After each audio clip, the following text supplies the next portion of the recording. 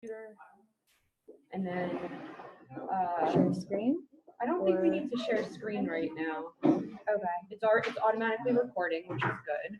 So if you minimize it, you cannot minimize Zoom when you are in this meeting. Oh, I guess there's nobody in here right now? Probably not.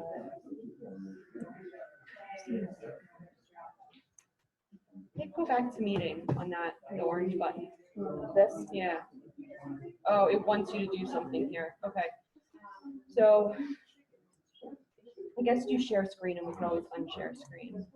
Desktop, share screen. Yeah. Okay, so that gets it out of the way. And then start video up on the top left because we did not do that last time. That was the issue. Okay.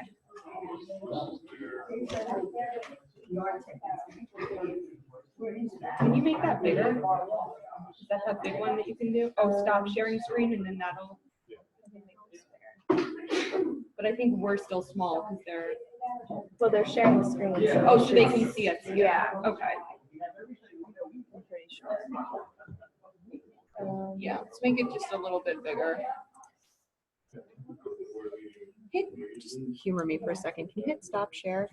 Yeah, this is like really Yeah, annoying. one sucks. And unfortunately, you can't move the. Yeah, So there we go. It's just sharing video and not. Yeah, if you scoot that whole frame over a little, then nope. No. Sorry.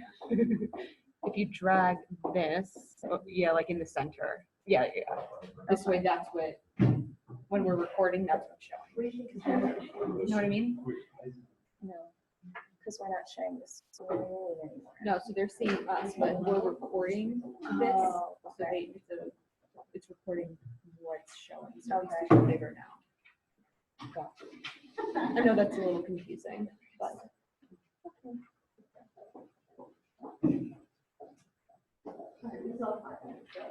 Okay, this way if anybody wants to go, we'll hear them. Okay.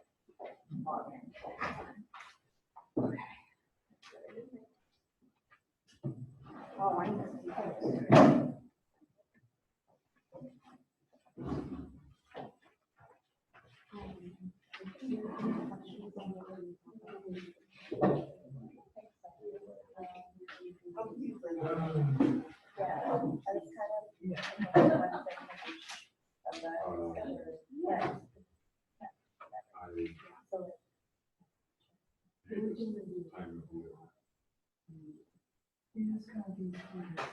Well, yeah, I mean, I didn't mind it, I guess it was almost somehow I was responsible.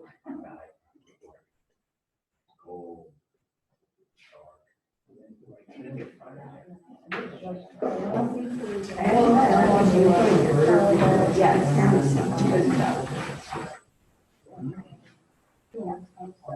Yeah. It goes quick, yeah. It'll go up quickly. Well, right now, it's Yeah. Hi, how are you? Yeah. How are you? You have a sign sheet in the back? We didn't know this better. You need to help with it. It's got better. Yeah, that's right. No, I know.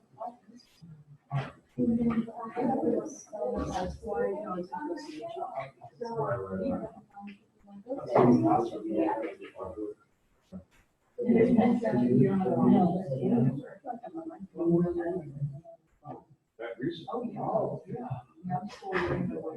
We're in the house.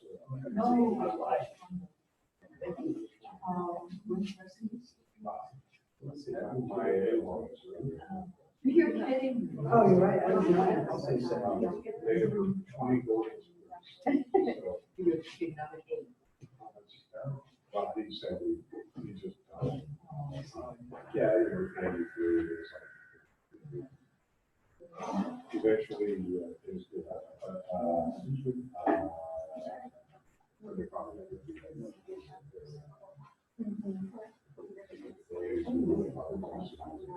She's going to so I have a lot of things. They're a nice place, very quiet. Hi, how are you? How are you? I'm fine. We have a sign sheet. How are you? Yeah. Hey, how's it going? Nico, Christy, nice to meet you. Jenna? Hi, I'm Sarah. Sarah, I'm okay, emailing you you. talk? Yeah. Nice to meet you, Sarah. Thanks for coming. Yeah. Good, nice to meet you. You have signed the sheet in the back, Okay, great. and then everything should be ready.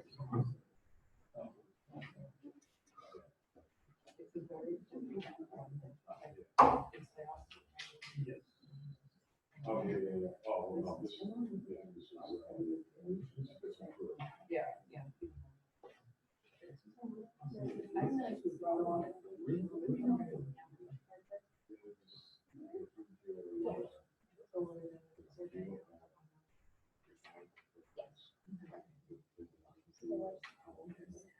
Okay.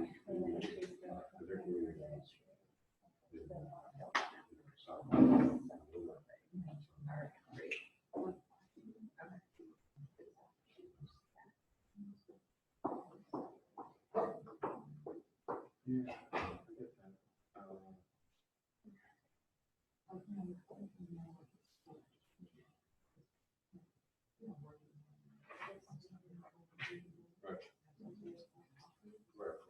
Plus, I was only exacerbated some,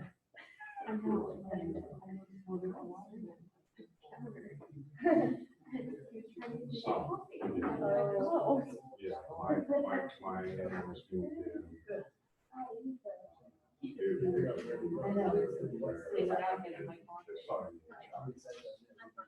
some cases.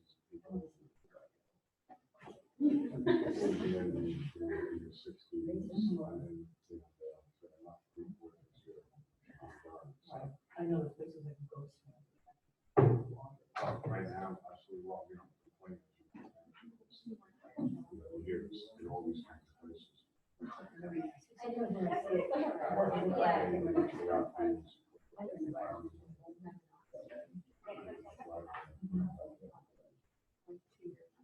Because that's the way. Hi, how are you? Here's the sign the sheet in the back. Well, they were not on the street, but they were moving.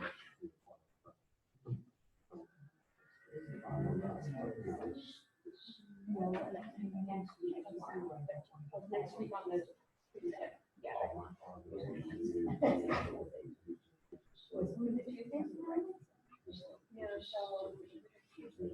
You tried to reduce it. There was something about it.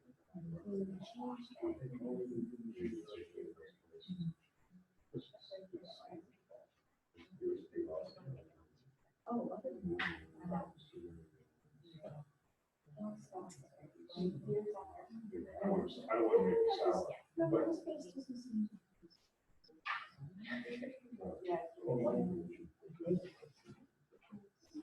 sour, but.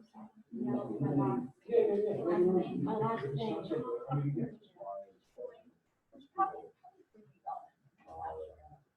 Yeah. I love that. Most people are pretty pleasant, but, well, yeah.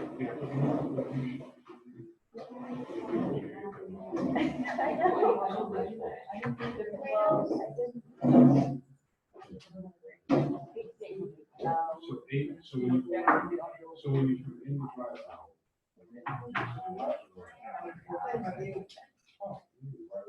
Literally like 6 hours.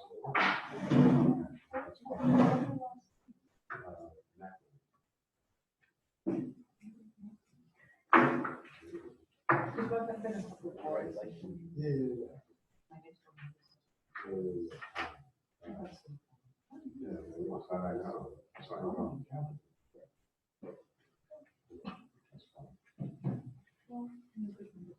Another minute? Another minute? Okay. Are we zoomed? We are Zoomed, yep. Everybody okay this time? Yes, I know we, there was high emotional drama. it was high emotion, but we made sure we tested everything and the audio's good, so, Hard when you don't put in your own yeah, building. yeah. Do we really think Zoom is so much better because?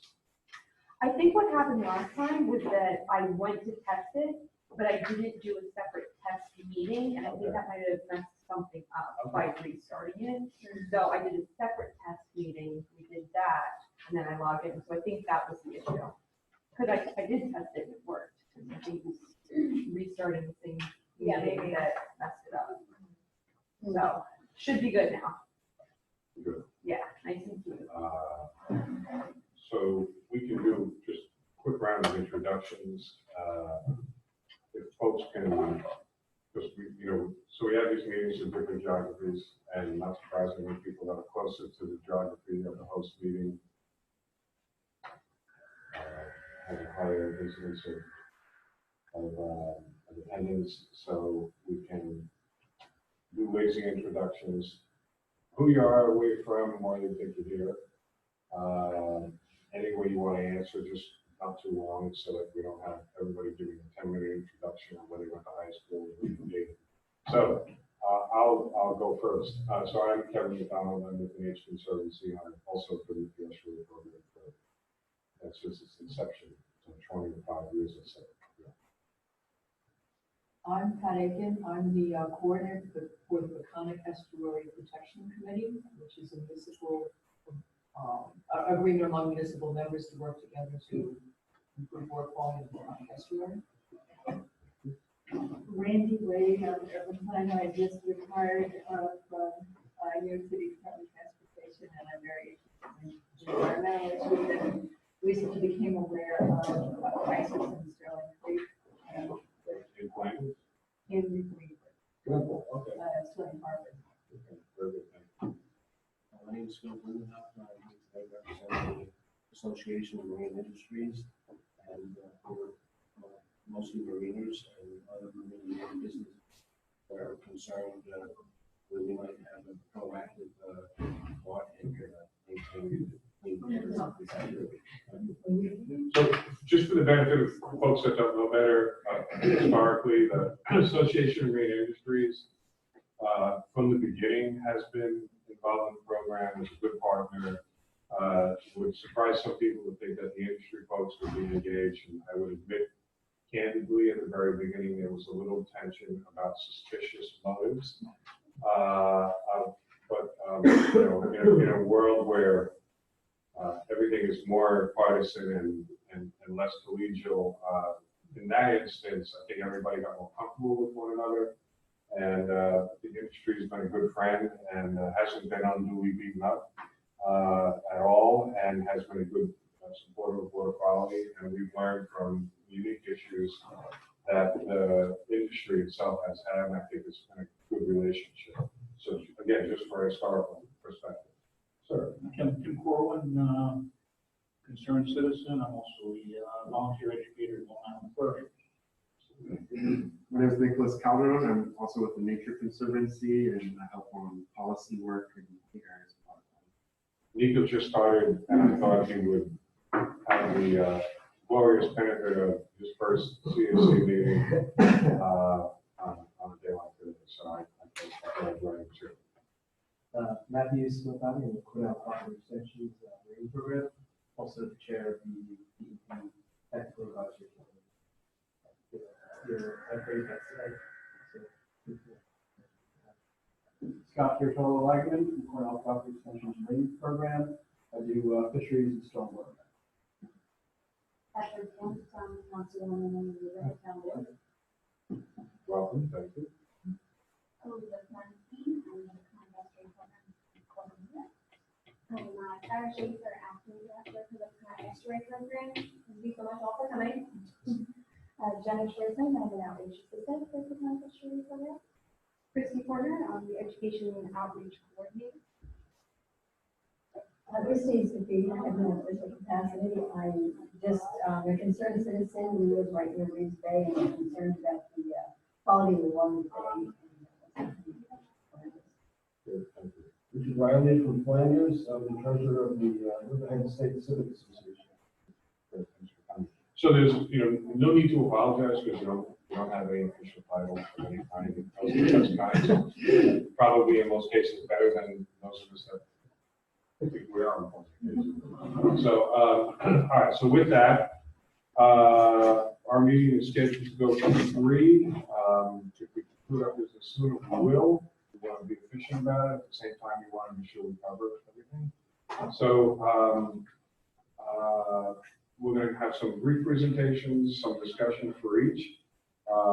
If people have, we have a new business category. Do people have things that they want to report on or talk about that we don't know about that we would want to save some time in the agenda for?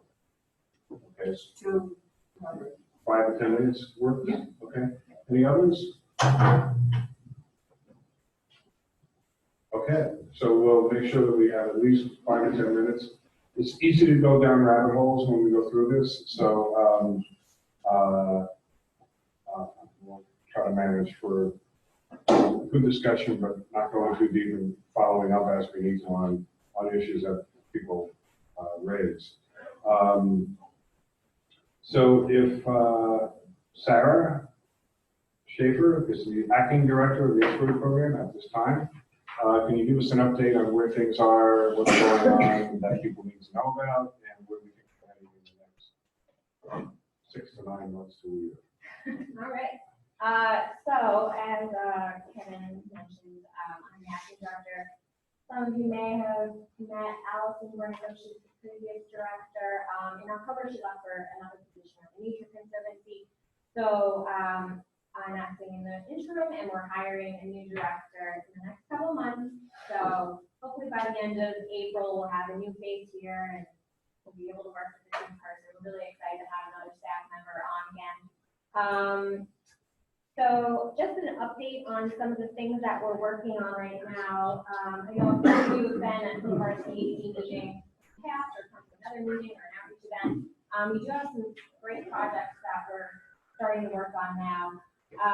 So we just had a great kickoff meeting with the consultants and CAC to do climate ready assessment of climate estuary and the CAC Meeting Nation.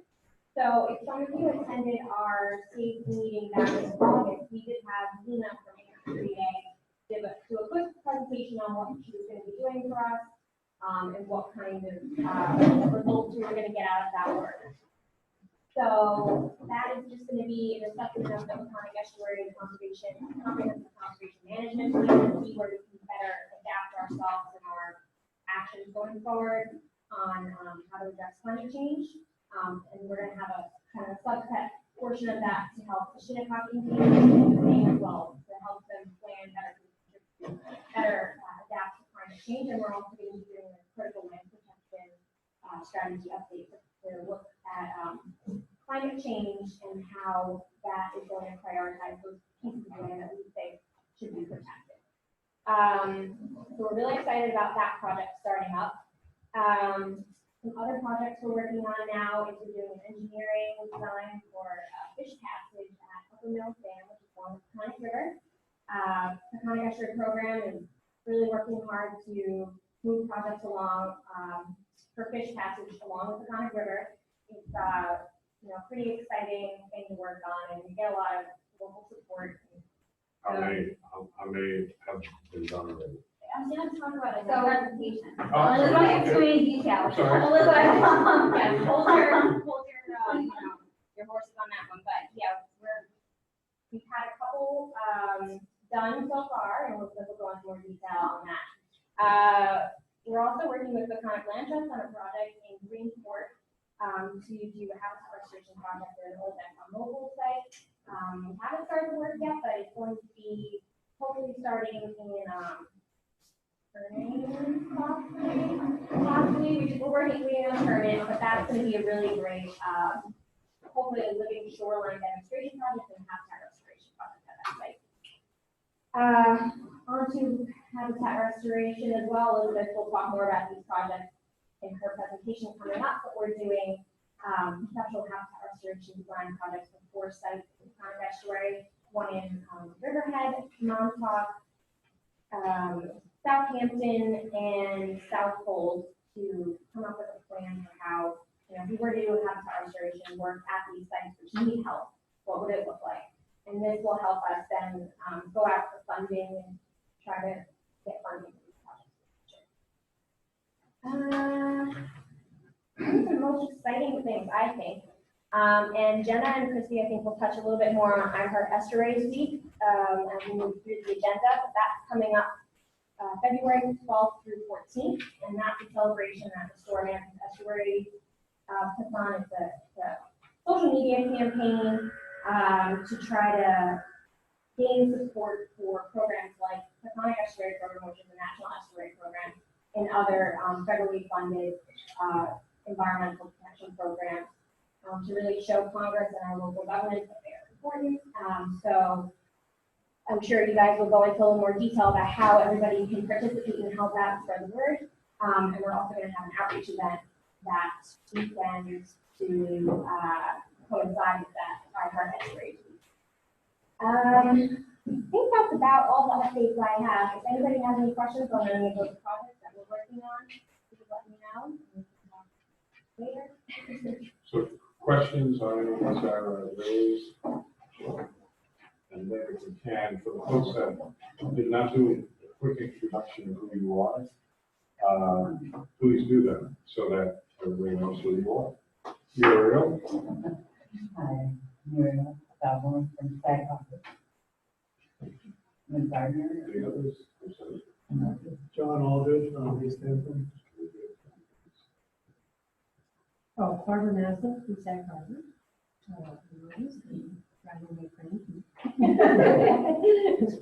Harbor Committee. I'm Mary Ann Ann from Sag Harbor.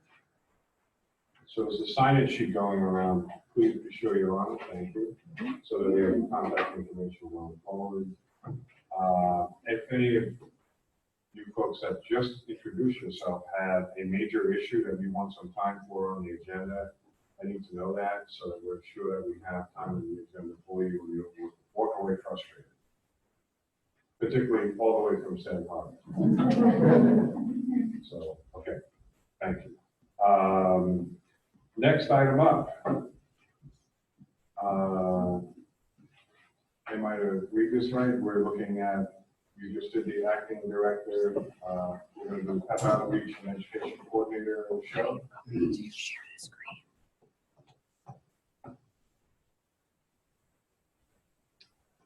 Okay. I'm just going to pull something up really quickly.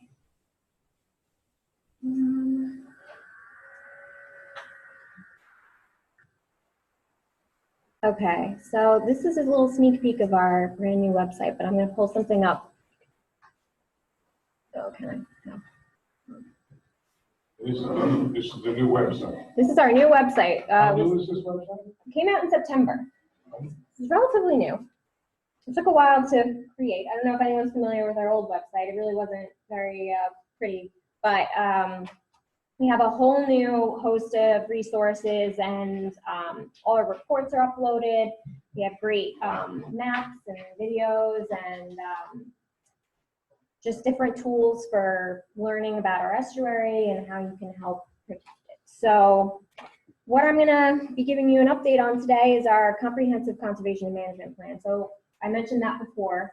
That plan was published in 2001, and it is basically the blueprint for how the Peconic Estuary Program and all our stakeholders are, how we want all these people to work together to protect the Peconic Estuary.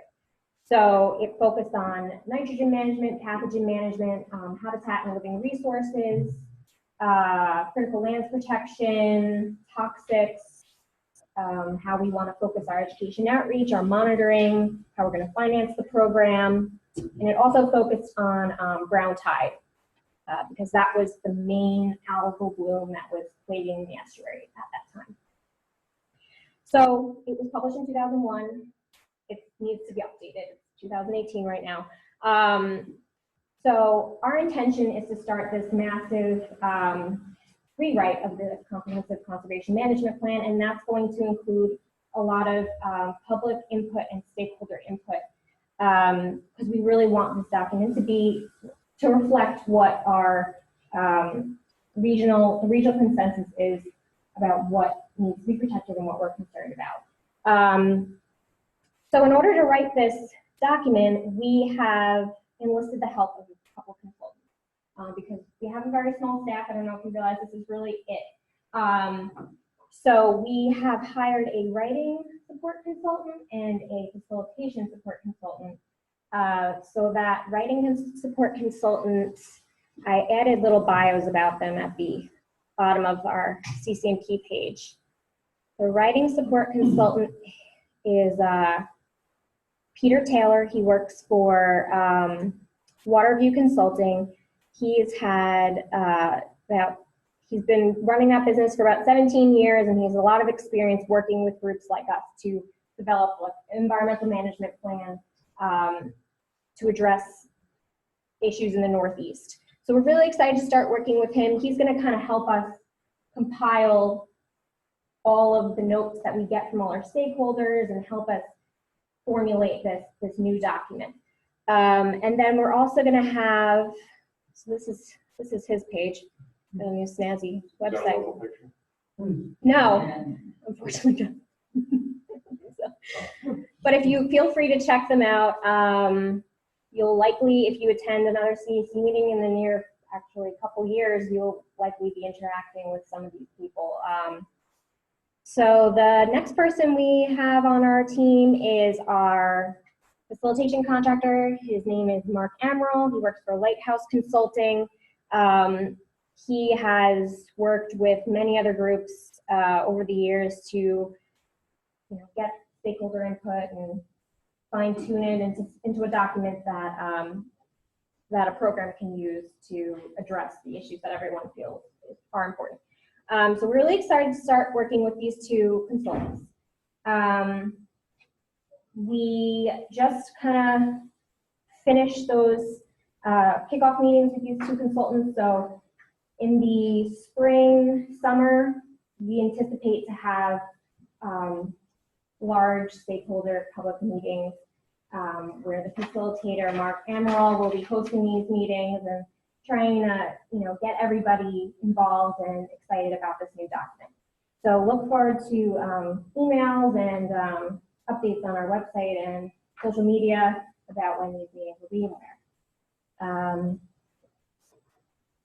And then Christy, I know you wanted to touch on some things. You do have. Yes. So last year we had a CCMP public input survey that was quite a few pages long, and it was just really complicated. People were in a rush, especially at outreach events. So we redid the public input survey, which I asked anybody that came a little bit earlier to fill out today. So if you haven't filled one out, please do so before you leave. So it is also on our website. I'll get there in a second. It's the single page document, or the single page survey. It has a map on it. I think a bunch of you have it.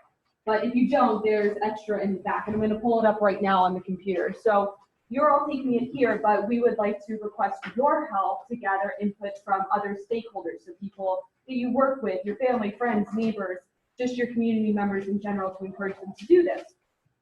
So we're going to do that in two ways. One is we have it up on our website, so the CCMP webpage that Sarah was just showing you. We have this nice little box here, and it says complete the public input survey. So if you click on that, it'll bring you to this survey, the exact one you have with you, except it has these nice little boxes that you can fill in, you can check off. So the exact same questions, just in digital format, which makes it a whole lot easier to reach more people.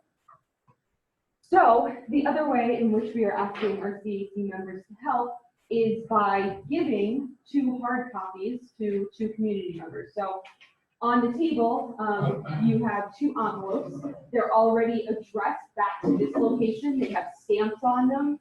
The input surveys are inside of them, folded up. So we made it as easy as possible. All you have to do is give them to 2 people that you know, ask them to fill it out, and all they do is put it in the mailbox and it's ready to go. So we're trying to make it as easy as possible to get people to give feedback. So that's how we're asking all of you to help us. Any questions about that?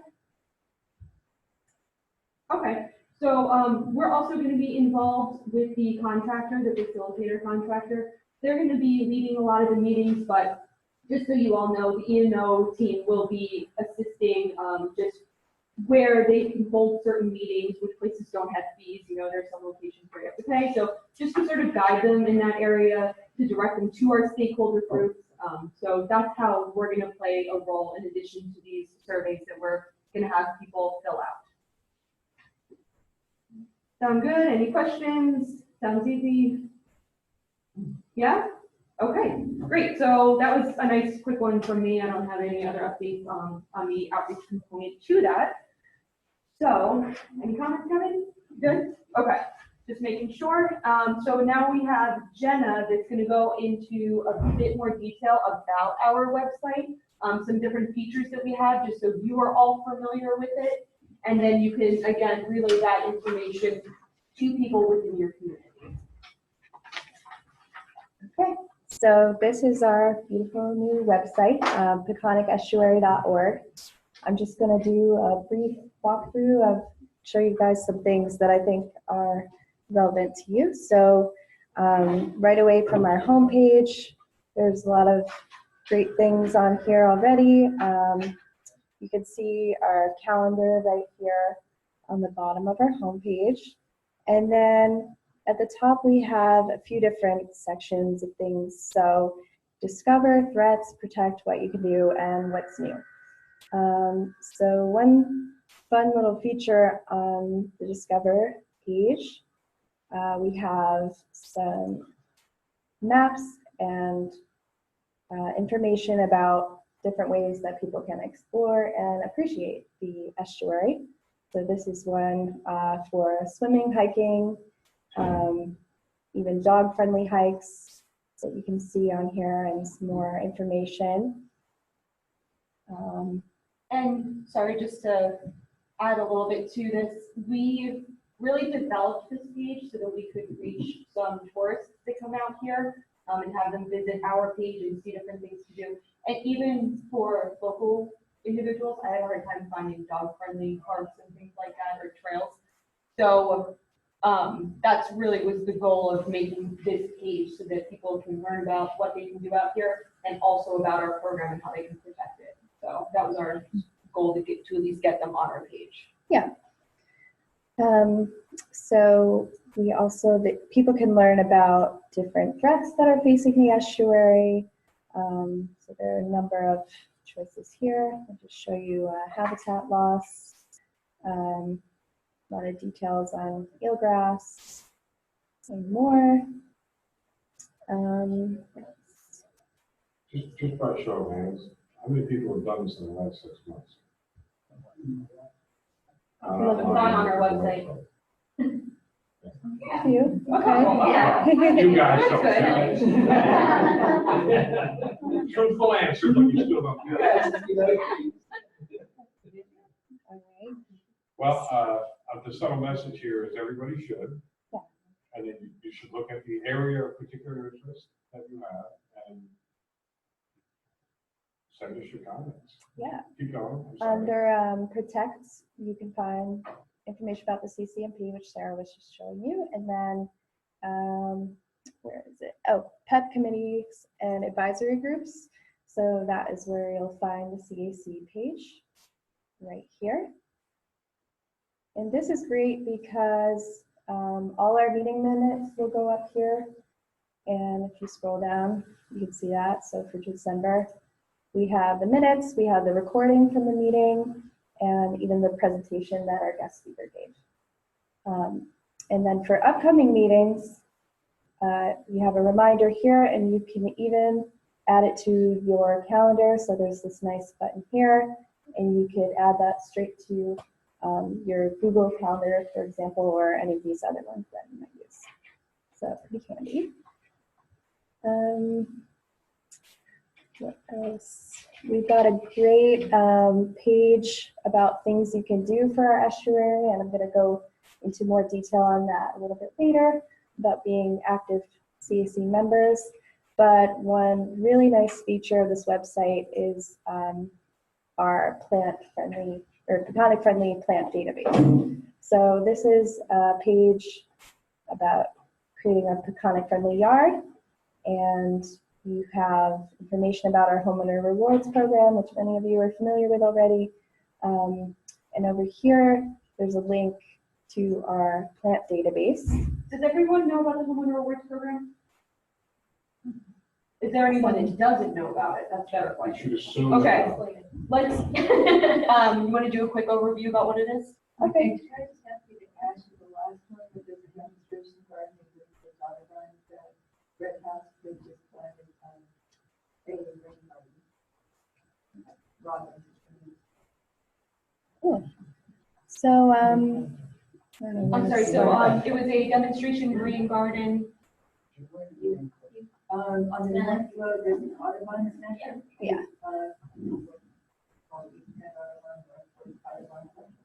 Okay.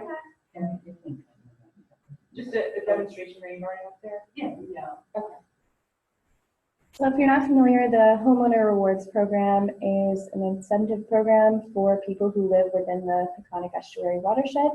So by installing a native plant garden or a rain garden or rain barrels, they can get up to $500 back because these efforts help with our runoff, and it helps replace some of those surfaces like pavement and lawns with native plants, and there's many benefits to that. So we just, What does one do? what? What does one do? So, The application process. yeah, we have an application. It's pretty easy. You can find it down here, and we don't have the other form live yet, right? No, so there is a printout version of the application right there that you can link to, that you can click on and print out, fill out, and mail back to the address that's located on the application. In a few days, we're gonna have an online version of the application, so it'll be similar to that CCP survey. You won't have to print it out, you won't have to fill it out by hand or mail it back, you'll just fill it out, click submit, and it'll go right into our database. So basically, the way it works is you submit your application, we check that you live within the Peconic Estuary watershed, that whatever project you are intending to complete meets our requirements. So basically, if you're doing native planting, we want to make sure all your plants are native. It has to be at least 50 square feet your garden. It can be multiple gardens, but in total, we need probably at least 50 square feet. And then if you do rain barrels, you need the rain barrels to be at least 50 gallons. And this is all up on the And that website, is so you all don't have to there. remember. You won't have to remember any of this. But, so you submit the application, we check that everything is good to go, then we'll get back to you, say, you're good to go to complete the project. When you're done, you submit your receipts and the pictures of your completed project, and we'll write you a check for whatever you have paid out, up to $500. We won't pay you more than, unfortunately.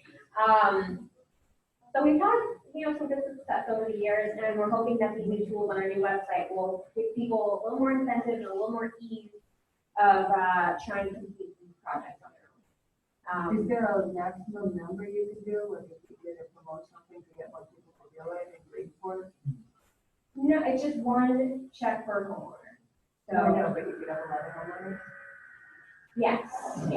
Okay. So the money runs out. Until the money runs out. We look forward to running out of money. Yeah. Yeah, so feel free to spread it. How much money is that? When you go, Oh, yeah. So, we have around $8,000 to $10,000 this year. For this year until September 30th. We would love to run out of money so we can make the case for more. Yeah. What? I'm sorry. You're federally funded, yeah, by EPA. We've not had a run on the bank here, folks. This is subtle, right? So, 50 square feet of garden, rip up your lawns, put a garden back instead as opposed to something like that, and it'll be a lot less impactful. And, we're hoping we can actually run out of money. That these resources will help people complete these projects. And if you want to be diabolical, we have a really nasty looking yard next to yours. Leave the person this information in their mailbox and tell them you'll help them do it. But you're not being subtle about So ugly comments about the water. Sorry. So when you're looking for native plants, our database is great because we have all these different filters that you can search by. So we do include other plants. So if you just want to look at natives, you could just check that off. And then it'll, it's down to 253 different plants. Any questions? Yeah, when you spoke the other day, my impression was it doesn't have to be a new garden. You could take an existing garden that you now want to populate with a bunch of new plants. So you don't You have can to. rip it all out, and we do I it. don't even know that you have to rip it all out, do you? Can't you I just guess like put the yeah. native Well, plants in? as long as you're only adding natives, Right. obviously, it encourages you to use none of the non-natives. We encourage you to only use natives, but if it's in there already, we're only going to pay for the ones that aren't native. Right. Well, Why would you put the non-natives on your website then? That's You're not- trying to teach people about natives. Yeah. But sometimes a lot of people don't know what is native and not native, so to have the ones up there that are not native, people can actually see, oh, that's in my garden and that's not native. I didn't know that. So it just makes it easier instead of looking and saying, if it's not in there, well, what about this plant that's in my garden? Maybe we're only that's good to know. reimbursing people So- for the plants that are native. Yeah. So if you spend your own money the year before, I mean, this is the classic curse of, the purity of environmental theory, that, you have to do everything perfect, or So what we're looking for, anybody that would do any of this is better than most of the stuff that's being acquired at some local nursery in the next month and a half. So, let's keep going. I'm trying to help you. Yeah, you On my end. can also search by maybe what type of wildlife you want to attract. So bees and other pollinators, birds, butterflies, songbirds. You can also search by the conditions at your own home. So soil type, pH, moisture. So yeah, you can really customize it. And this button over here, you add plants to a list, and then you can take that to one of the nurseries and hopefully find them there. And we do have a list of the best places to go for natives. I'm not sure if it's on this page or the last one. Oh, it's right there. Then I'm going. Project. Oh yeah. These So- aren't the only places. Right. And of course, if there are other nurseries that want to get on this list, they're more than welcome to. So this isn't an exclusive. Sounds lovely.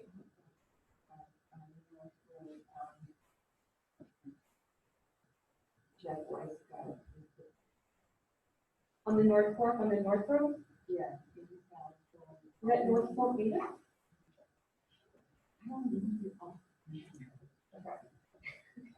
So what are you doing about contacting garden centers to make sure that, offer more natives for students? Well, I think that they will respond better to the actual gardeners going to them and asking for natives. If they start to see that that demand is there, then maybe they'll start incorporating more. We did reach out to them in the past few years, and some of them just were not interested because why carry the natives if you don't have the consumer demand for it? So that seems to be the way to go. I mean, there's only so much effort we can put in to reaching out to the nurseries to tell them, for them to not really be interested, as opposed to having people come in and say, well, where are your natives? And then they see that demand, they see the money opportunity, and they start bringing more natives in. So we have tried that route. We've heard different, it's been said differently, which is, we'll sell anything the public is asking for.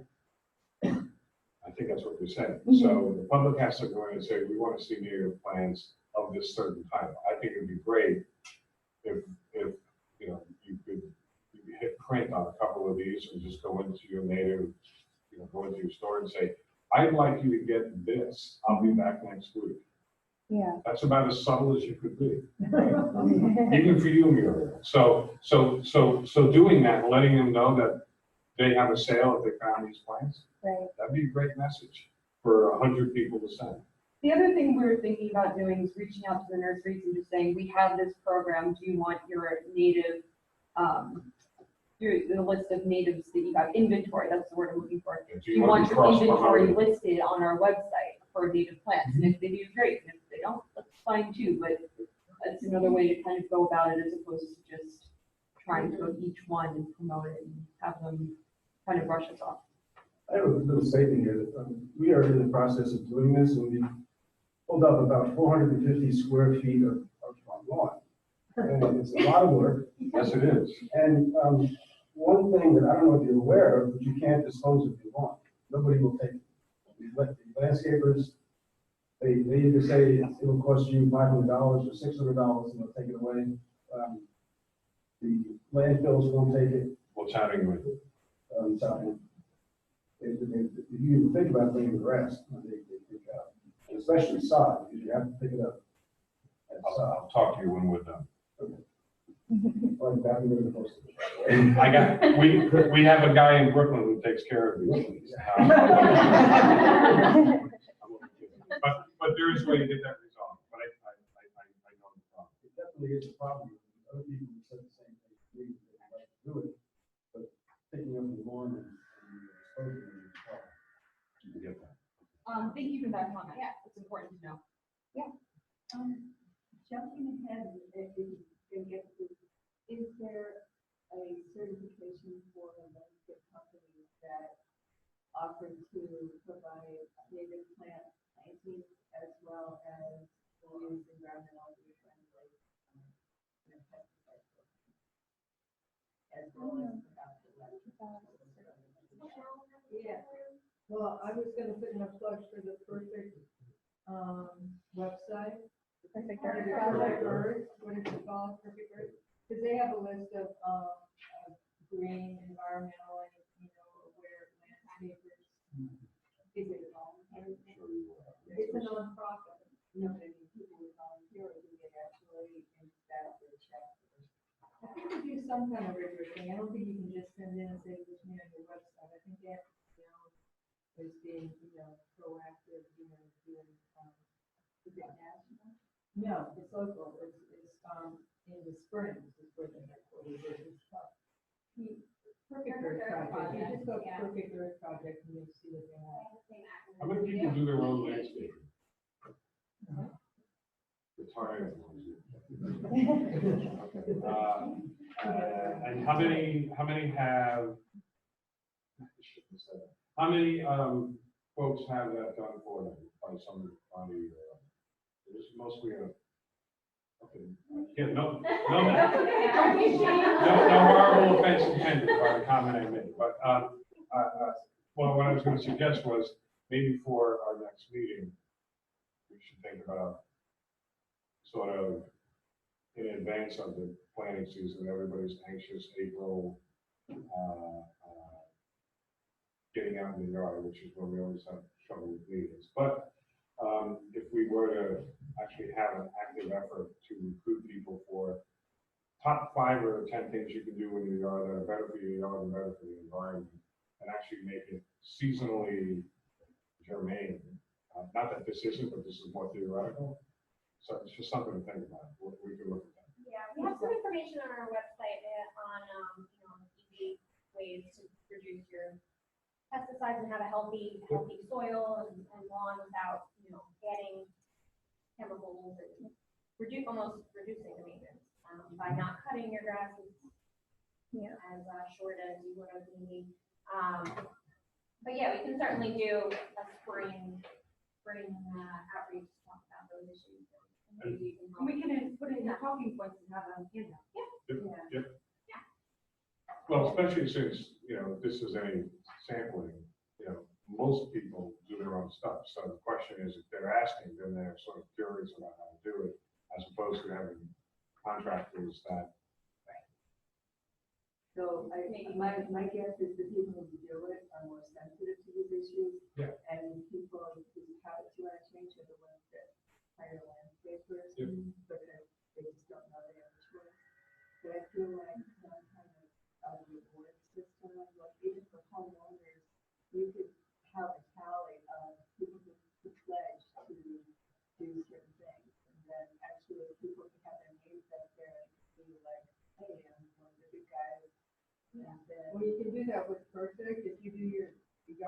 without chemicals and stuff like that. You can plant one of their logos in your yard. Which is a perfect. This is perfect. You know, like Southampton Hospital and a bunch of different places. But one of the things, it's not just your landscaper, but it's also your irrigation people. Because the irrigation people go, okay, we're turning your irrigation on, and it's like May, and there's a lot of thought that you really don't want to start irrigation until deep into June, so that those roots go really deep and then they become more drought resistant. So there's a lot of things that could be said in an April meeting about. This is only a macrocosm of what's wrong with just landscaping. And when you expand this to what's wrong with the world, it's a really long meeting. So, the message here is, this was an attempt to try to put in one place better information about how to be having a lighter footprint, literally, on the environment.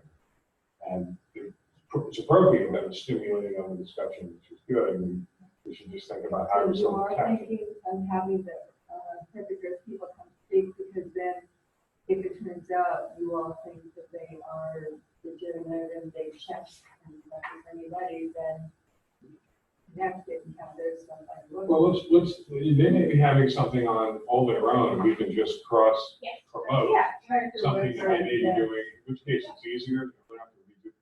Everybody doesn't have to duplicate everything, but if there seems to be an interest of sufficient height, we should try to figure out how we can help coordinate. Yeah, we can add that information on the website, for sure. Yeah, like the certification, we can link people over so they are aware of it. I think that's a good idea. And I mean, if they're not planning on doing anything in the spring that really coincides, maybe they can come, give a 20-minute presentation on it. Yeah. That's not out of the There question. was also, on the North Fork, the Audubon came, there's like a regional Audubon, and how to do advocacy for green gardens and things that attract birds, which was all the same issues. You might want to have them come speak there as well, and that would be too good, and feel like everybody is doing similar things. Yeah. Joint forces. Yeah, there's definitely a lot of groups that are all, promoting the same message, and so, we will, and this is great conversation, because that's one thing we did want to start talking about when we brought up this website, is if you had any suggestions for what we should include or what we should have linked to, or things to And go to their website, they're the same thing with the plans. Okay. Yeah, I don't want to insult anybody's intelligence, but Professor said that ticks need water when mosquitoes do. So here you people are putting on the irrigation system and then spraying for ticks. And, I have this feeling with people from New York City, because I absolutely don't know anything about the natural world. And that would be just so simple. People didn't overwater their lawn if they're concerned about it. I never know. So I Can I just say one thing? We're kind of like nipping at your heels. I think what you've done is fantastic. Yeah. And these are all great elements. I think what you've just done is fantastic. And I, about 3 years ago, it seems like a lifetime ago, I just had like some landscaper come in and do my yard, and I'm like, oh, what was I thinking of? So now I have to go back and redo it. And you've given me a tool to do that. And I really salute you. Oh, well, thank you. Thank you. well said.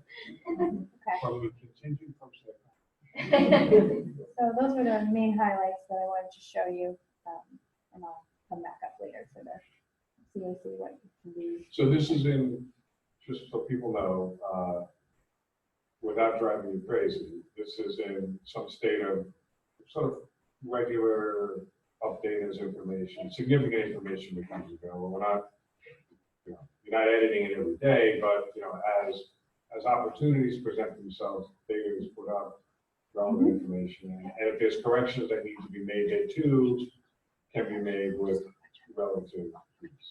Very easy to edit, and we're all trained to edit it, so, yeah, if you have a suggestion, edit, something you see maybe doesn't work, please let us know. We'll fix it in years time. The buildings with their regular bills that they send out, I have public notice flyers in the public service. Also, the state DMV does that as well. So if you do wind up getting a flyer that's like third grade English, be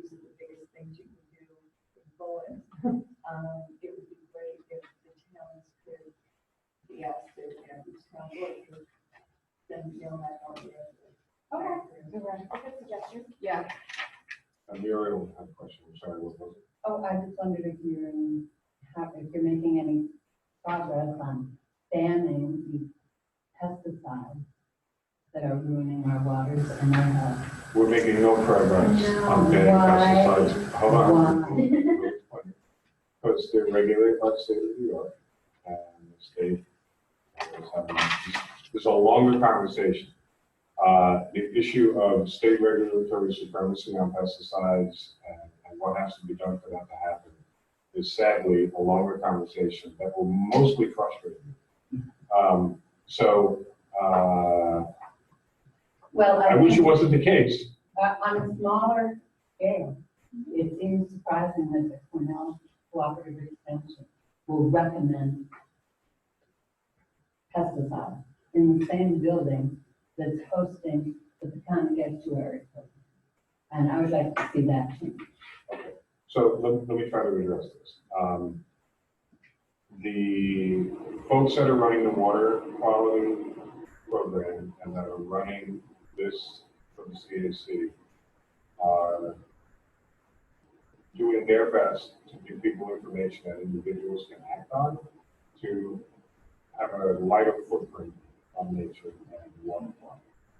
I understand the issue, and it's not their fault. Within the same building is another group of people that may be managing for agricultural issues, which have a different priority. Their priority in agriculture is to grow a product. I'm talking about the master garden. This Those is, are like Cornell yeah. Cooperative Extension. All right, so let's do Yeah, this. I mean, yeah, we try to work with our partners as much as we can, address some of these issues that find important that are important, but, yeah, it's very hard sometimes to work with, conflicting, interests. Well, here's the point I make. So this is a complex issue, right, people? And part of the arc of the change that we have to go through in time will address the issue of people that love gardens, that sometimes are native, and therefore have these other obligations, have to reconcile that with the impacts that sometimes that's having, on the groundwater and then surface water. There's a lot wrong that we have to get right before it gets better. And I would make the argument, I would make the argument that having that conversation and respectfully needing to reconcile some of those things is the beginning to look like the change that we will ultimately have to see happen. And I appreciate you raising it. And obviously we'll have that conversation going forward. Yes. I'd just like to suggest for the next meeting, when you're inviting the Project Earth as well as the Audubon or National Art Institute, that third item on the agenda would be what is the training coordinator for the Master Gardening Program. And they can explain and they always teach every kind of plant, but I'd really like to hear their approach to pesticides and active Project Earth and Audubon research.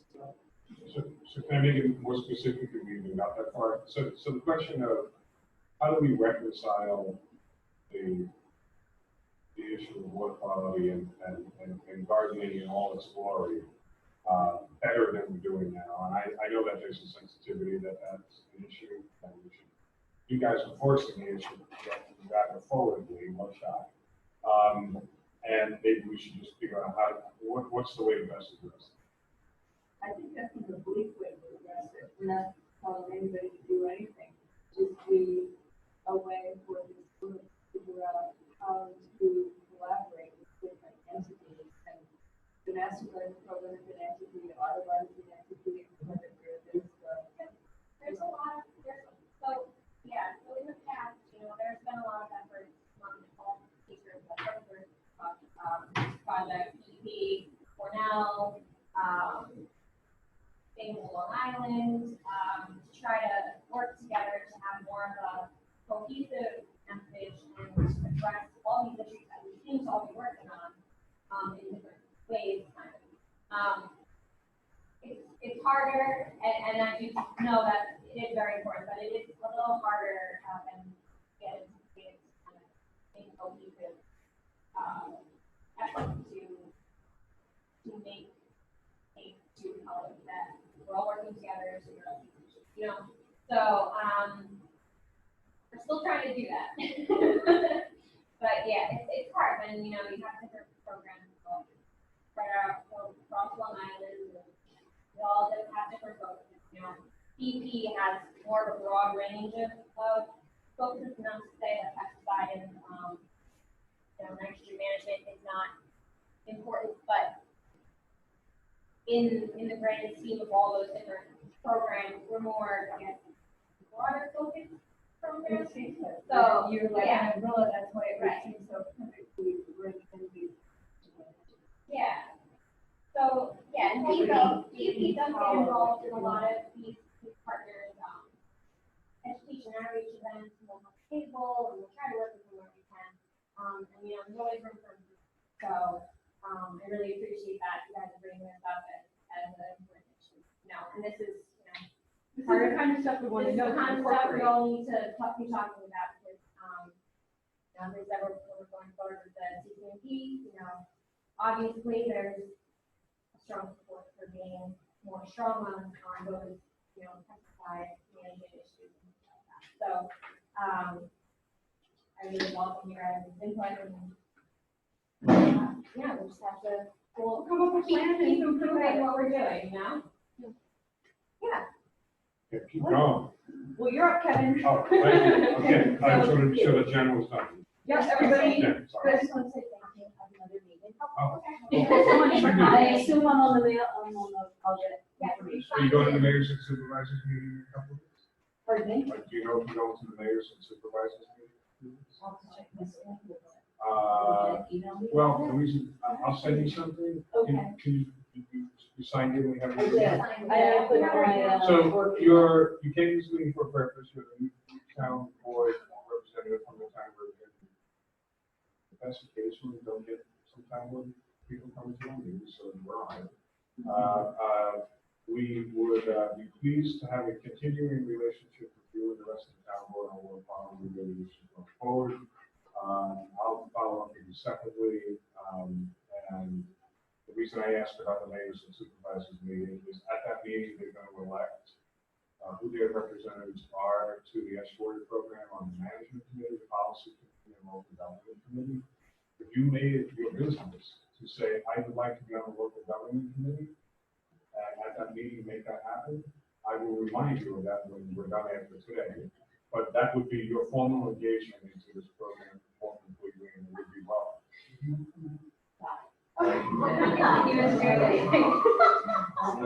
You can't have that, but I believe you when you say you can. We'll follow up. Thanks, Kathy. Thanks for coming. Oh, thank you. And I'll certainly be working with my part. Thanks very much. for coming. Thanks. Okay, so I'm up. Yes. All right, so the sort of just along the general category of,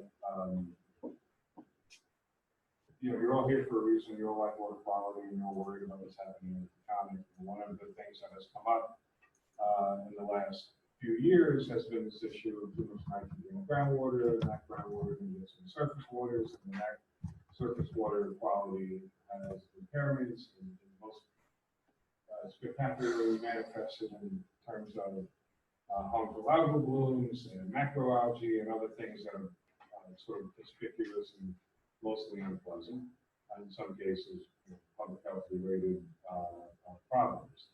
So one of the things that, if you how many of you have heard of the county septic rebate program? Hand up. Sorry. So the towns of Southampton and East Hampton and Charlevoix have one, and the county has a program. And how it works really simply is, under the best of scenarios, if you're in the town of Southampton or East Hampton, you can get a $10,000 grant from Suffolk County payable right to your contractor. You have to go online and register, and then if you apply for a town rebate, you can get the town to pay almost between the town and the county, they'll pick up most, if not all, of the cost of taking a septic system out and putting in an innovative alternative treatment facility that reduces your nitrogen load to your septic system by as much as 2/3 to 3/4 and sometimes higher. And here's the important piece of information you need to know. About 65% of the houses that are in the 0 to 10-year time of travel in the economy is responsible for the load right now, right? So if you changed out, I'm sorry? Say that again. About 65% of the load going into the county right now, I'm pretty sure I have this right. 65% about of the load going into the pecan comes from the 0 to 10-year time of travel. Is that of all the nitrogen that's going into the comic book that's coming in from septic? From, that's a great question. I think it's from septics. So there's about 65 to 70% comes from septics. About 65% of that comes from the 0 to 10-year time of travel. Well, in some case, that's probably a mile from the edge of the water. Yeah, the edge of the water. So the movement of the water. So you flush everything that's going down. Takes about 10 years. It's maybe a mile. It depends on where you are, and we have a map that shows that. But here's the point: if all of that was done tomorrow, magically, you would have a lot less nitrogen in less than 10 years, and you arguably would have. You could have system recovery in some respects. That's sort of how the math works. So unlike other places like the Great South Bay, which has an awful lot of people and 20, 30, 40-year time of travel, where it would take a long, long time to see the results. The results can be seen quickly in theory. And the point is that towns in the county now are offering rebates. So how many of you live in a house that's older than 10 years and the septic system is older than 10 years? How many of you live with a septic system, thank you, that's older than 20 years, do you think? 30 years. Mine's like 50. So, and the point is this: if you have a system that's over 20, 30, or 40 years old, you got to be used to life out of it. Chances are it talks to you in a special way occasionally. And that's only a matter of time until that will likely happen. So you can go, the county has a ridiculously easy application process. It's all online, it's really simple, and the county does some things well and they don't do other things well. This they did well.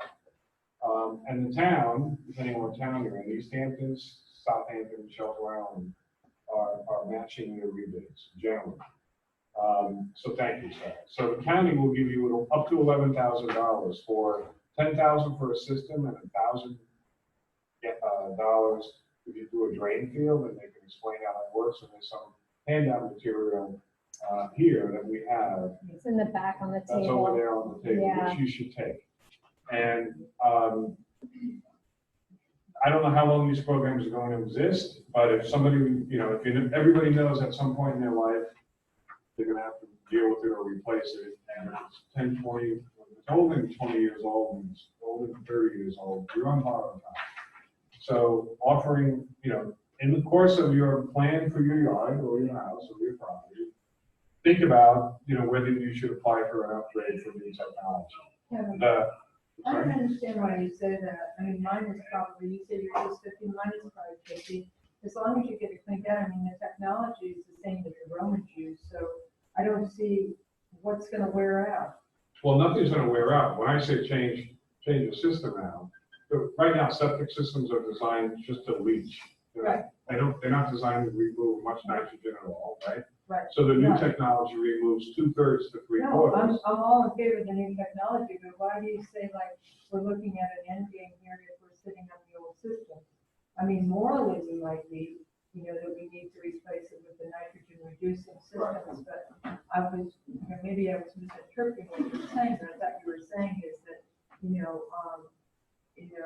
we have a limited time before whatever we have right now is gonna, blow up or something or become. Well, I'm trying to appeal to the most disgusting impulse that people have, which is, the idea that we all as humans sort of put off things that we can, right? And this is a group that's slightly better informed, and maybe everybody here would say, I should apply, I should do it tomorrow because I can only do my national loading, which would be great. But other people, if they just did some work in the ER and they just did some work in the house, I'm looking at another project. So I'm trying to appeal to, especially since so many seem to have, older systems where you're literally living on borrowed time with what you have, right? Those systems that they're eventually going to fail. But it could be, mine's been in the ground for 50 years, and Okay. as long as you have somebody dig it out every once in a while, it seems like I'm sorry, I'm giving you a hard time, but I don't understand why. I'm going to make a different argument. Okay. Everybody should get their system changed out tomorrow. You shouldn't wait another day. Every Because pound it's of the right thing to nitrogen, do. every pound of nitrogen going in is a problem, and we're paying a lot for it in terms of the degraded environment. Therefore, everybody, go to the county, apply online and find out if you're eligible. While you're doing that, apply online at your town, find out how to do it at your town, especially if you're Southampton, East Hampton, Shelter Island, and ask if you qualify. And then you will find out if you qualify under both programs. You will get the sum of your qualification for incentive money, and then you will simply just contact one or two people that are identified by the county to do your estimate and your project assessment, and you'll find out if everything is covered or not, and then you change your system out. That's how the world gets better in terms of water quality in the county. How's that? And Awesome. if your site, if your septic is failing or it's crumbling or there's an issue, you will get priority over some of the people who may not have a failing system to actually get the grant.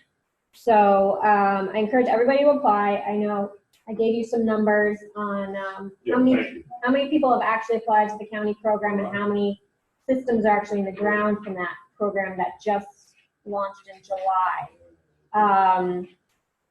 So they're getting a lot of applications and a lot of interest, and they'd have a lot of money. So they're gonna run out anytime soon. Yeah. So nearly, a couple quick numbers, nearly 1,000 people have applied. The county only has enough for 200 A year. every year. A year. I'm sorry? Yes, a year. Right? But Until- they're and getting it funding renews every year. So. So right now, 1,000 have applied, so they have, right? They have granted, number of grant certificates issued, 189. So the first year's total funding is almost drawn down, about $2 million this year. And then they may get some state money, so that might be available. Well, the point is, this is a program that's not being well advertised for two reasons. One, county wants to be sure that they have the administrative structure to process the applications, process the grants, and get them out the door. At some point in time, this will become better advertised, right? And then the demand on the money will exceed, I think, the amount of people asking for it. If I was being subtle, you might want to apply early. You can always decline later, but I would apply. And I haven't done that yet because I don't want to make it seem like I'm feathering my own nest by doing this. So, Why not? but I will soon, but I'm just not doing it now. Anyway, John, you have a question? I just wonder, is there any kind of prioritization for placing these systems where they're really most needed as opposed to? Yeah. Yeah. There's a priority area map, I believe, where if you're in a priority area, that will count, as a bonus on your scoring. So who's going to get the grant first? So The grants pretty much being limited to this.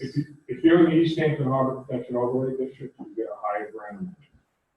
That's just. Like you can be anywhere You can be and anywhere. get the grant. You can still get 10,000. And here's the thing, we're just sorry to answer the question. So there's two things going on.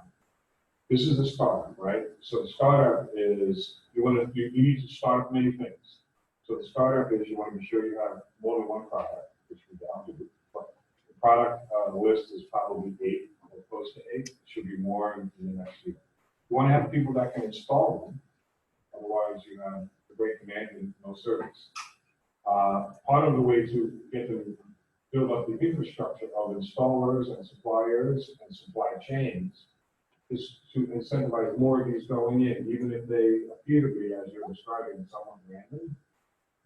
And then after you start having a robust plan, and they start going in, what most towns are doing is they're having new construction and major renovations now require this to be installed. The county will be doing that soon, and then they'll be offering incentives for these in places, because any watershed, any Stanton, for example, just about every place you're developing is a watershed somewhere else, right? And of course, the time is shorter or longer depending on the distance, but it's just easier to tell everybody that it's equally available, in my judgment, especially if they have the money, than if you have a really, like these, Shelter Island, they're gonna have $400,000 a year. So the concept is to develop. To develop the market, develop the infrastructure of both installers, suppliers, and supply chain, so that they can come and we can say, you know what, here are the incentives now, and they differentiate it based on other things. But we don't even have a market yet, which has to be stimulated. The rebates not for new construction, I don't know if that was the, you're building a new house, you may be mandated to put money in, but you don't get the rebate. Correct. And the theory is the difference, first of all, there's no such thing as a cheap house being built anywhere on Long Island. And then the other theory is the difference in cost between new construction and major renovation at that level is really not that good. And then the final thing is the CPF statute specifically prohibits the rebate funds being used to spur or encourage or grant for new development. And the theory behind that was new development should pay for its own impact, not get a grant to develop. So you have a statutory bar, and then you have policy that says, well, you know what, you should pay for your own. And that's sort of how that goes out. So the upside is I'm running over my own calendar. Yes, sir. I'm sorry. Is there any recent thought on making these rents available for commercial applications? What's that say again? Is there any recent thought on making these rents available for commercial applications? There's probably, that will probably happen, although the concern is, for, small and low flow impact places, I think that makes a lot of sense. The challenge that I think the towns are having as they have this discussion is, do we want to offer incentives for low flows, low impact versus high impact, like schools and restaurants and offices and places like that. So they're trying to grapple with where do we spend our time and effort first. And I think their theory is let's start on the residential arena and then think about how we want to do business and small and low flow impact. If somebody has a dress shop and there's 2 people that work there and there's 3 flushes a day, you can make it an argument that the impact is probably pretty minor, and therefore the improvement may be slower, a little lower on the investment priority than Southampton High School that's got 2,400 kids, mostly flushing liquid, because everybody knows that nobody does the other thing in school. It's a known fact, right? For a lot of reasons. That's what my kids always call me. And it's actually proven to be true. Sorry for the curiosity of the topic. So anyway, so the question is, do you spend a few $1 million upgrading elementary schools and middle schools that are really close to water, like in the spring school in East Hampton, which is right next to Aqueduct Harbor. And while the towns in the county are all discussing some of that, they're trying to get a little residential rebate program going so everybody can figure it out. And then once you build the capacity and everybody can install them, then maybe you go to small, relatively dry commercial facilities and build your way up to these other things. So this is what change looks like, folks. It's not perfect. it's just what it looks like. So I'm gonna stop myself because I'm running over. Yes, Yes, yeah, go. that's what I want to do. How much, bring this back to the website, how much of this information is on the website? We do have a link to, we have a lot of information on different sources of nitrogen, and then we do have a link to the county website. with all this information on how to apply, why, and what technology. So the reclaimourwater.info website is a really good resource. You have a link on our site that goes right here? Yep. That's awesome, okay? And that's where you can go online and register? So yeah, you can apply online, or there's a number on the back of the blue and white stamp that's in the back of the program, and you'll be able to speak with somebody right in the Office of Ecology at Suffolk County Department of Health Services, and they'll be able to walk you through the application process and let you know what you need to send in, or are you going to be eligible for the grant or whatnot. So I would call that number if you have any questions, or go to their website. There's a lot of resources. Let's see where it is on our website. Are there any other comments on this? I have a question about the technology. I went on to Suffolk County's website a few months ago to find out what type of technology they approve. Yeah. I can find nothing in there, like actually, unless it's in this brochure now. I think it's on There's nothing here. on their website that says the technology. The approved? Is it anaerobic? Is that what they're Uh, Because I know that if Yeah. you go to other states and cities, when you just put in alternative wastewater treatment, it'll give you a lot of other links. And all of those cities designate certain technologies. So my point is that when you go to this rebate program, they are asking you to go to a contract. Yep. To find out what they're selling. Yeah, they don't want to push. So they don't actually approve one system over another. Well, they want to approve qualifying vendors for the technology that's being sold, but they don't want to push. They don't want to be accused of, and don't want to be in the business of suggesting one over the other, even though it may be in the next few years that there are a few technologies that are far superior in their nitrogen reduction and total operating costs that may be apparent, in which case, you may get I'm making a number up, you may get an 85% rebate for that because it removes one nitrogen than another. But again, it's a startup, so they have like 6 or 8 systems, and you can click on them all weekend and find out how it works. And if you're an engineer, you'd be able to ascertain what's the process that they're using. There's people available if you want to talk to them at the county who can tell you a bit about that. Yeah. So But I guess my question is, does Suffolk County specify any technology specifically or just in general? I don't think they've identified any specific technology. I think they're testing unit performance. And if the unit performance comes in at a certain level, they're approving it for limited use until they're running 25 systems and they're performing well, then they'll approve it for general use. Yeah, so there's 4 systems that are approved right now by the county. Okay. And as Kevin was saying, they all kind of vary in the technology and the process, but they're evaluated based on their ability to reduce the nitrogen. So they're not really promoting any specific technologies, just the ones that work here. So so if you go on this website, you should be able to find everything you need, but if you don't, please call that number on the back of that pamphlet. I think it's like 852-5811 or something. And we'd appreciate your feedback on what you found to be easy or problematic, because, we've, in our capacity of the Conservancy and with others working with Suffolk County, here's what we know. Everybody knows how to buy a car for the most part. Everybody knows how to buy a refrigerator, sort of. Some people buy those things with extended warranty, some people don't do. It's about how you manage risk and what you constitute value and all that other stuff. Most people really don't know how to buy a septic system, other than it's the only thing you could ever put in, so it didn't sort of matter. It was what they would approve. But most people fairly don't understand the consumer choices in its traditional sense as it relates to some of these systems. So it's new, and therefore what's new is a bit intimidating because we don't know. And, for people, Consumer Reports is not running a special.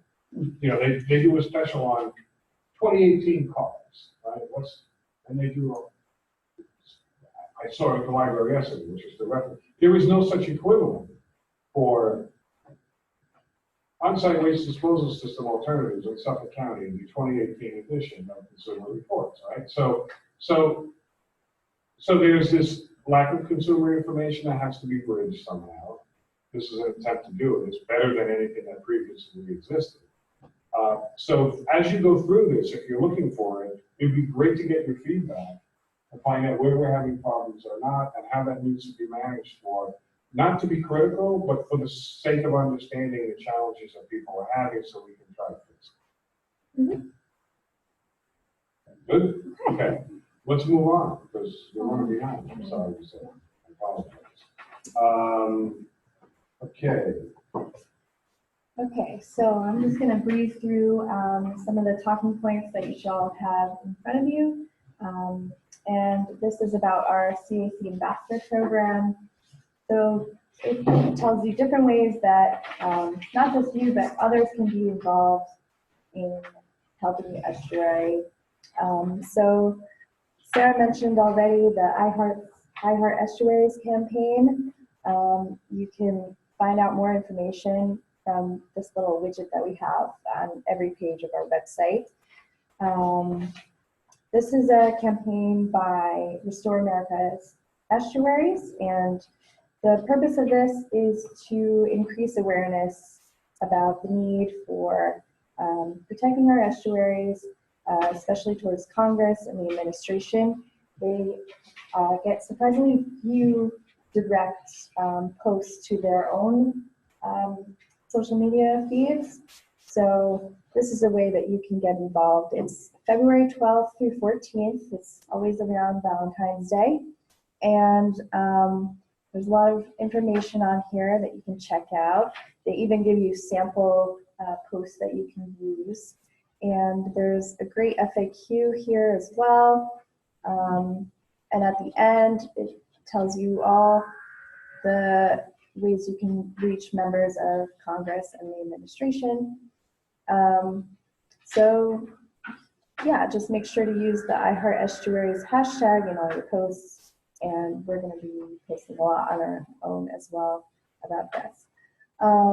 Also, let's see. If you're on Facebook and you don't already like our Citizens Advisory Committee page, please do. We share not only our own meetings on here, but other relevant meetings that you might be interested in, like for the different towns or other organizations. Most recently, we posted this one about offshore oil drilling. We have links to our upcoming meetings and what else? We share things from our regular page. So this is another thing that we started doing, Pep Talk Monthly.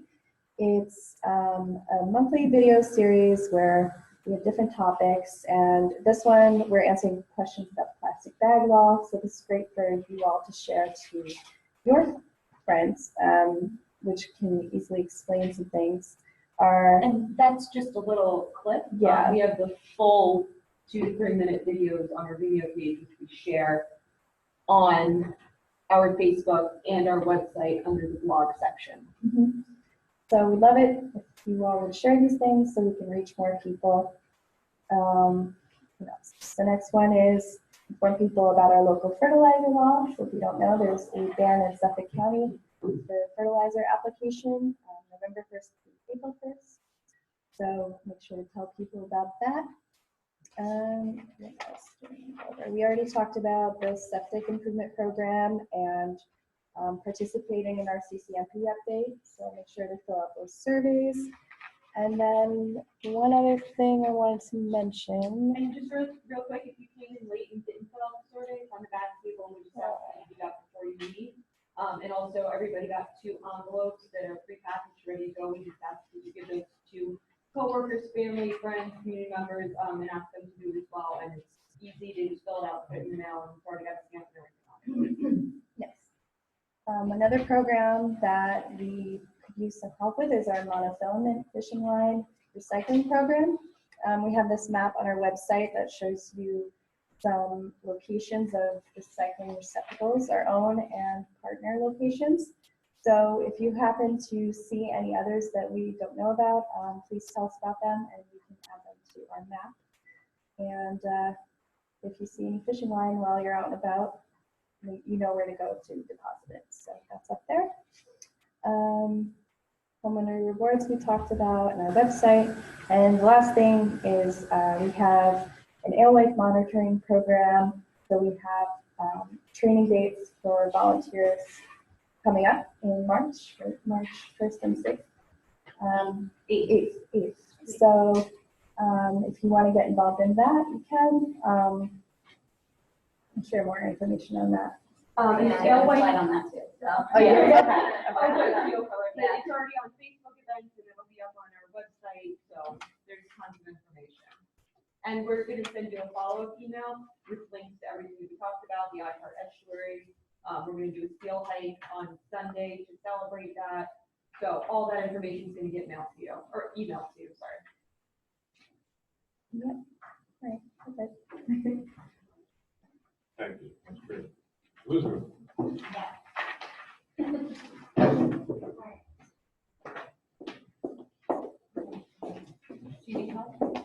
I don't think so. Yeah.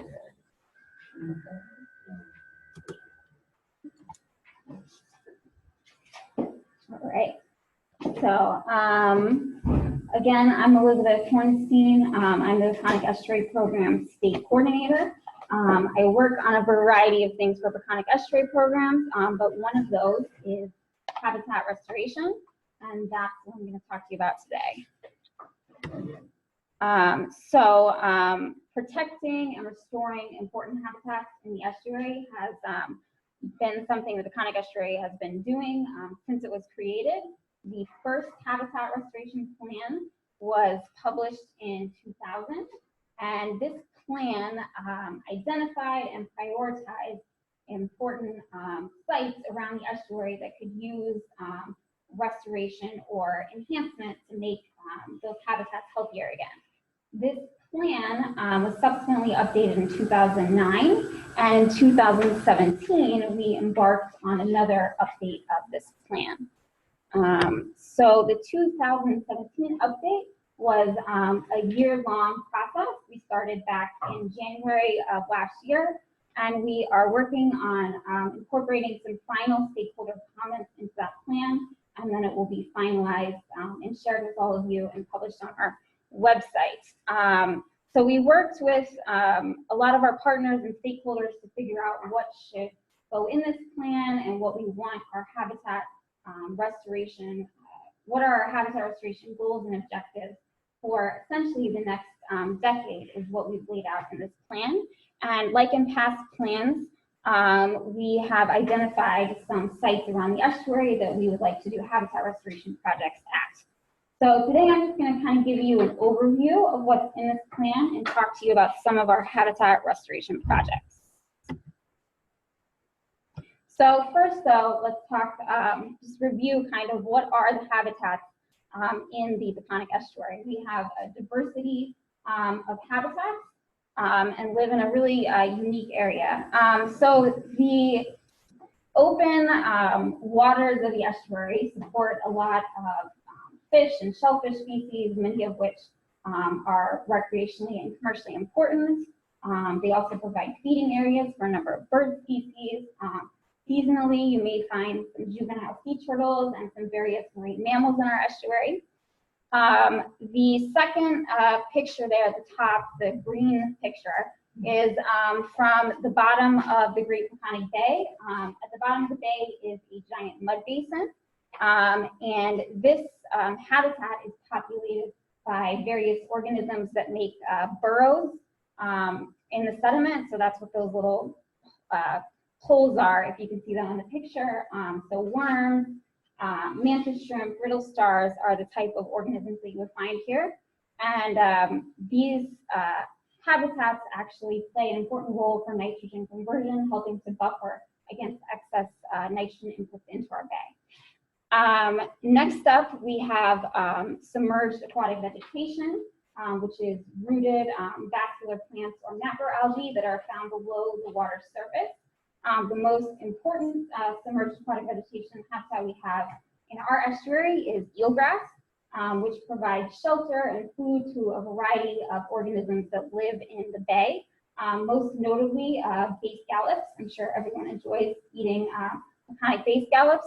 The juveniles actually attach to the blades of the eelgrass, so it's a very important habitat for them. Moving to the land-sea interface, we have tidal wetlands habitats, also known as salt marshes. These habitats are vegetated areas around the edge of the estuary that are inundated by the tides that come in twice a day. These are actually some of the most productive habitats on Earth. They're great places for juvenile fish and shellfish to grow and reproduce. They're also our first line of defense against waves and large storms. Also at the land-sea interface, we have a number of sandy beaches around the estuary, which are obviously important recreational areas, but they also provide important nesting habitat for some bird species like the piping plover. Additionally, horseshoe crabs and diamondback terrapins use these beaches for breeding. Our freshwater habitats around the estuary are very important because it's that influx of fresh water into the estuary that makes our system brackish, and that mix of fresh and salt water can be very important for some species growth and survival. The largest source of freshwater to our estuary is the Peconic River. So the freshwater habitats support a number of freshwater fishes and frogs and salamanders and turtles. They also provide very important habitat for diagenous fish, which are fish that migrate back and forth between ocean and fresh waters. And then lastly, in our upland zones, we have a number of different plant communities, so forest and grassland types. The most notable that you're probably aware of is the pine barrens, but there are other plant communities around the estuary as well. So the habitats of the estuary face a number of threats, and I've outlined a list here. Development is obviously a big threat. When we develop, this often results in habitat loss and fragmentation. The bulkheads and other structures that we put up to protect our shoreline properties also result in the loss of critical shoreline habitat and lead to the further destabilization of our shoreline. Dredging for navigational purposes, when it's done kind of haphazardly and not in the most cautious way, can cause damage to our habitats. The same with certain boating and fishing activities. And then, as we were discussing earlier, the big problem in the Peconic estuary is excess nitrogen inputs into the bay. This makes the water murky, and it can lead to harmful algal blooms and reduce the available oxygen in our waters, which can lead to fish kills, which is one of the pictures up there, is a fish kill that happened in the Peconic. Invasive species or non-native species that have been introduced into the estuary outcompete with native plants and animals and can cause a variety of unintended consequences. And then rising temperatures in the estuary due to climate change are making it harder for some plants and animals now to survive in our estuary, and rising seas threaten to drown some of our coastal habitats. So because of all these stresses and threats on our habitats, that's why it's so important that we protect the habitats around the estuary and work to restore them so that they can continue to provide benefits for both wildlife and people. So as I was mentioning at the beginning, habitat restoration is something we've been working on for the last couple decades. And since that first habitat restoration plan was developed in 2000, we have completed 27 habitat restoration projects all around the estuary of various habitat types. The map I have here is just showing completed projects since the 2009 update of our habitat restoration plan. And there was a couple of diatomous fish projects that were completed, several shellfish restoration, a couple eelgrass projects, a Phragmites control project. Phragmites is an invasive species that's found in a lot of wetland areas. And then one project to improve flushing and circulation. In addition to that, there are a number of other projects that are currently in progress that we are working on. And another important aspect is that we're also working to protect the lands around the estuary from further development to reduce further impacts to these habitats. And since 2006, we have protected just over 2,500 acres of land around the estuary. And what else? So one of the things too that I'll note here on this page is eventually, once our plan has been finalized, we also plan to have an interactive GIS map that we're going to have on our website that's going to actually show you where all the habitat restoration work is going on around the estuary, so you can take a look at that and see what we're doing and where we're doing that at. Let's see. But so that's the habitat restoration projects that have been completed. For our most recent update of this plan, what we wanted to do was sort of determine what are the priority habitats around the estuary that we really want to focus our restoration efforts on. Because habitat restoration is a very time-consuming process. Some of these projects are worked on for over a decade. It requires a lot of resources and funding. So given that we only have a certain amount of resources, we wanted to say, you know, what are the habitats that we really, that really are priorities for focusing restoration on? Not that the other habitats are not important, or that we won't support habitat restoration in any of these habitats. It's just that we've identified some that we'd really like to focus on. So the ones that we identified with our partners that we're going to be focusing on are eelgrass or other submerged aquatic vegetation habitat, our tidal wetlands or other shoreline habitat, and then freshwater diatomous fish habitat.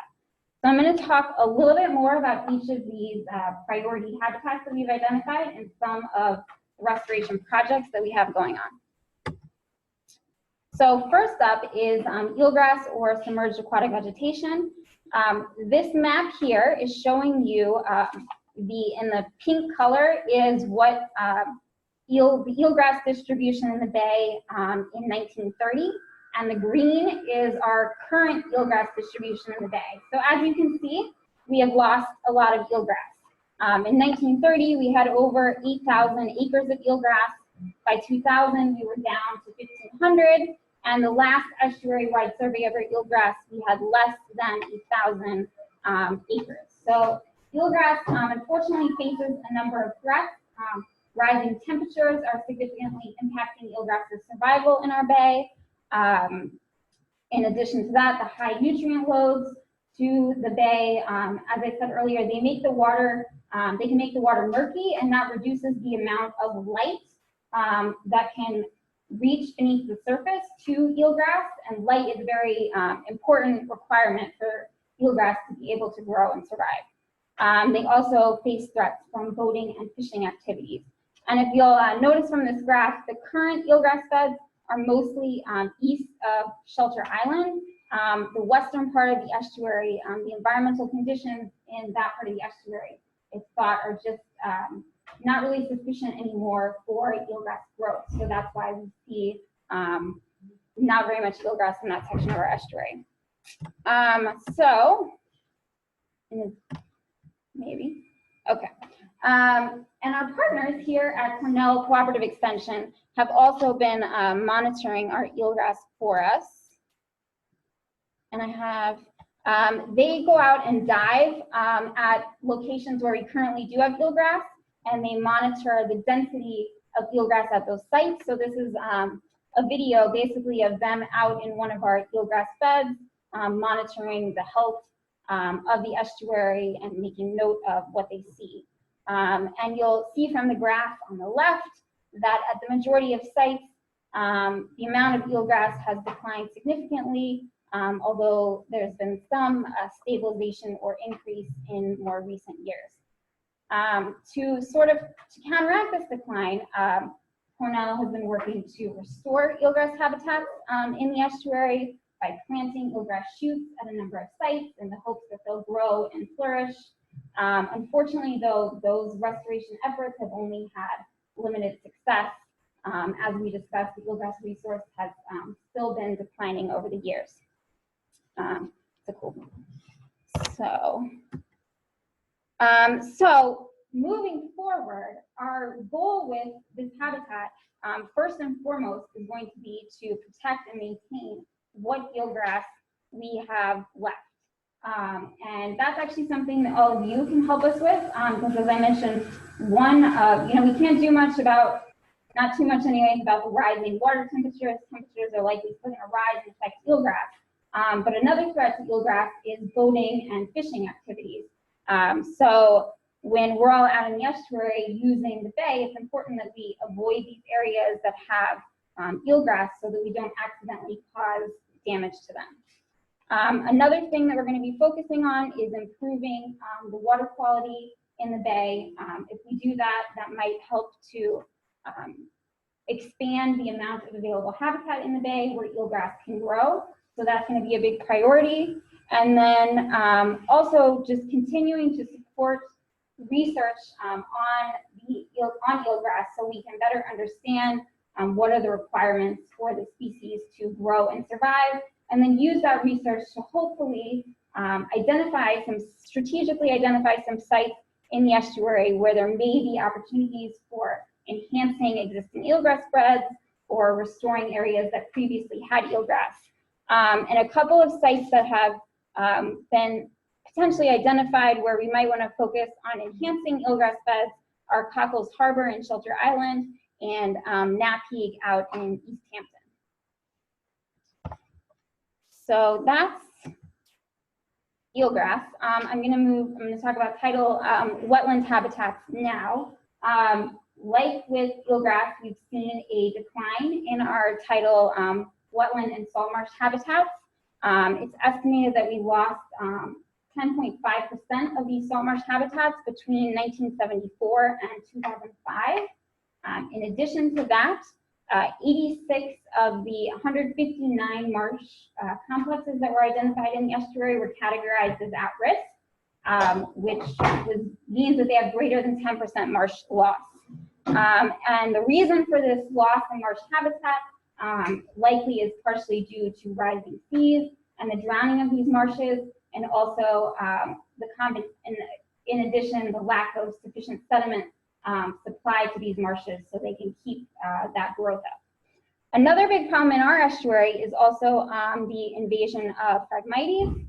So that's an invasive species that's kind of taken over a lot of wetland habitats and now competes with native wetland plants and reduces the value of our tidal wetland habitats. So we have been working pretty hard to get some projects in the works to restore a tidal wetland habitat to combat the loss and the threats that these habitats face. And so I thought I'd just identify a couple of projects that are in the works. One we have out at Indian Island County Park in Riverhead, dredging of nearby creeks around that area that occurred in the past, and that dredge material was actually placed at the site and basically kind of just wiped out a large portion of this marsh ecosystem there. So this project would be to remove that dredge material from the site and make some new tidal channels to increase tidal flow to formerly connected marshland in the hopes to make this a healthy marsh habitat again. That project is in the final engineering design phase. Sorry, that project is in the final engineering design phase. And then as Sarah was mentioning before, another project we have that just started is we are funding the conceptual habitat designs for various sites around the estuary, and two of those are wetland restoration projects, one at Narrow River out in Orient, and another at Iron Points in Flanders. So we're basically, we're working with a contractor, and they're going to come up with, if we wanted to help restore this site, what can we do? And they'll, make up some plans for us, and then hopefully we'll go get funding to actually implement those projects. The projects, though, for both of those sites involve restoring, kind of similar to Indian Island, restoring tidal flow to formerly connected areas, and also hopefully dealing with the Phragmites problem at those areas. Both of those areas have pretty large sections that have been invaded by Phragmites, that invasive species I mentioned. Can you Yes. point out where the water treatment plant is there in Riverhead? Isn't it right next to Indian Island?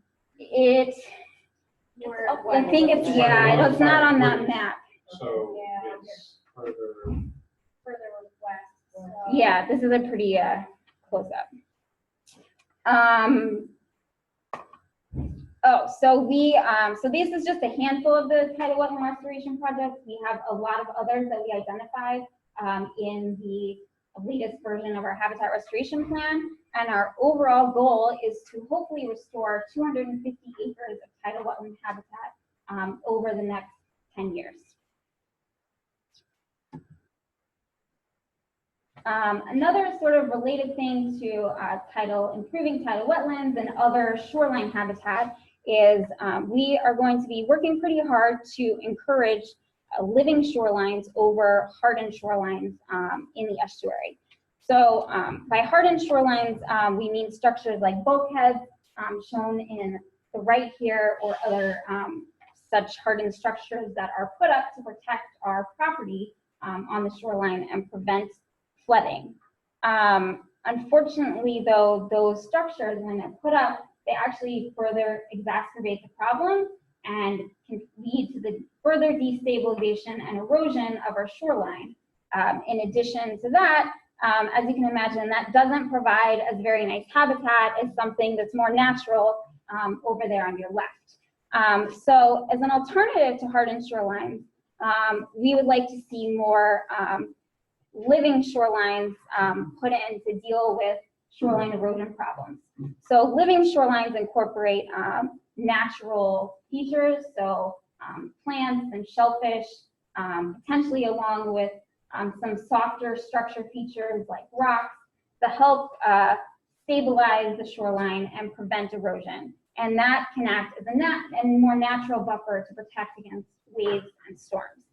And the New York State Department of Environmental Conservation recently released a new guidance document for living shorelines that sort of walks through what is a living shoreline, and then if you want to do a living shoreline project, what's the process to do that, and what's the permit requirements.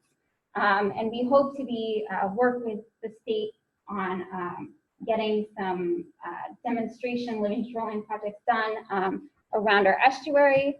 And I believe Sarah already mentioned one before, which I'll talk a little bit more about here. We're doing a living shoreline demonstration project in Greenport at the Widow's Hole site. This project is being led, we're partnering with Cornell Cooperative Extension, and Peconic Land Trust actually owns this property here. So they're going to be planting salt marsh grasses and putting in some small pebbles and other features to make this a natural shoreline and hopefully deal with some of the erosion issues. You might be able to see from that picture over there, there's a large, when storms and hurricanes come through, this area gets a lot of erosion and the beach disappears. So we're going to be working to help restore this site. This project we are working to get a permit for right now, and potentially, if we get that permit soon, maybe we'll be hosting a volunteer event sometime in the spring and be recruiting people to actually come out and plant some of the salt marsh grasses that have been grown to put in at the site.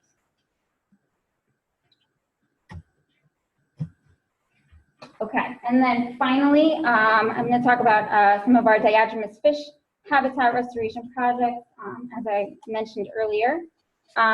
So this is actually one of our bigger success stories, so we like to talk about this. So back in the late 1800s and early 1900s, dams were built for industrial uses on pretty much all of Long Island's freshwater tributaries. And unfortunately, these dams essentially blocked off the migratory routes for diatomeous fish, which again are fish that migrate between ocean and freshwaters. And because of that lost access to the habitat, that resulted in the decline of some of our local diatomeous fish species, primarily alewife, also known as river herring, and American eel. So alewife spend most of their life out in the ocean, but in the spring they migrate back to the coast and come into our freshwater tributaries to spawn. American eel kind of have the opposite life cycle. They actually spend most of their life in the freshwaters, so they use the freshwater habitats for growing and maturing, and then they migrate out to the middle of the Atlantic Ocean to breed. So until, this is a map of the Peconic River, until recently, there were 6 dams along this river that were blocking diatomeous fish from migrating up and downstream. But we have now completed 2 fish passage restoration projects on this river. The green triangles are our completed projects. The first one is at Grangeville Dam, just around the corner here. And I have some pictures of those completed projects on the next slide. The other completed project was at Edwards Avenue. The fish cannot access that one yet due to downstream barriers, but we are working on fish passage projects at those downstream barriers at Forge Road and Upper Mills. And we're also working on a fish passage project at the Woodhull Dam on Little River, which is a major tributary to the Peconic River. And our overall goal here is to, we complete all of those fish passage projects, we'll have opened up about 300 acres of habitat to diatomeous fish, and hopefully that will improve the populations of our local diatomeous fish species, which is important because both alewife and American eel provide an important food source for many other animals throughout their life cycle. So not only would this help to improve the populations of those fish, but it's going to help to improve the overall ecosystem. And so here's some photos of some of our completed projects. The first one at Grangeville Park, is more of a natural fishway that we put in and looks really nice. So if you haven't seen that, you should check it out. But this allows for the upstream and downstream migration of diatomeous fish. And then the other one that we did was at Edwards on the right at Edwards Avenue. That one is an Alaska Sea Pass, and it basically, the fish can go, up through there and over the dam. And then on the left, they also put in a pass for American eels. So same thing, the eels can use that pass to get over the dam.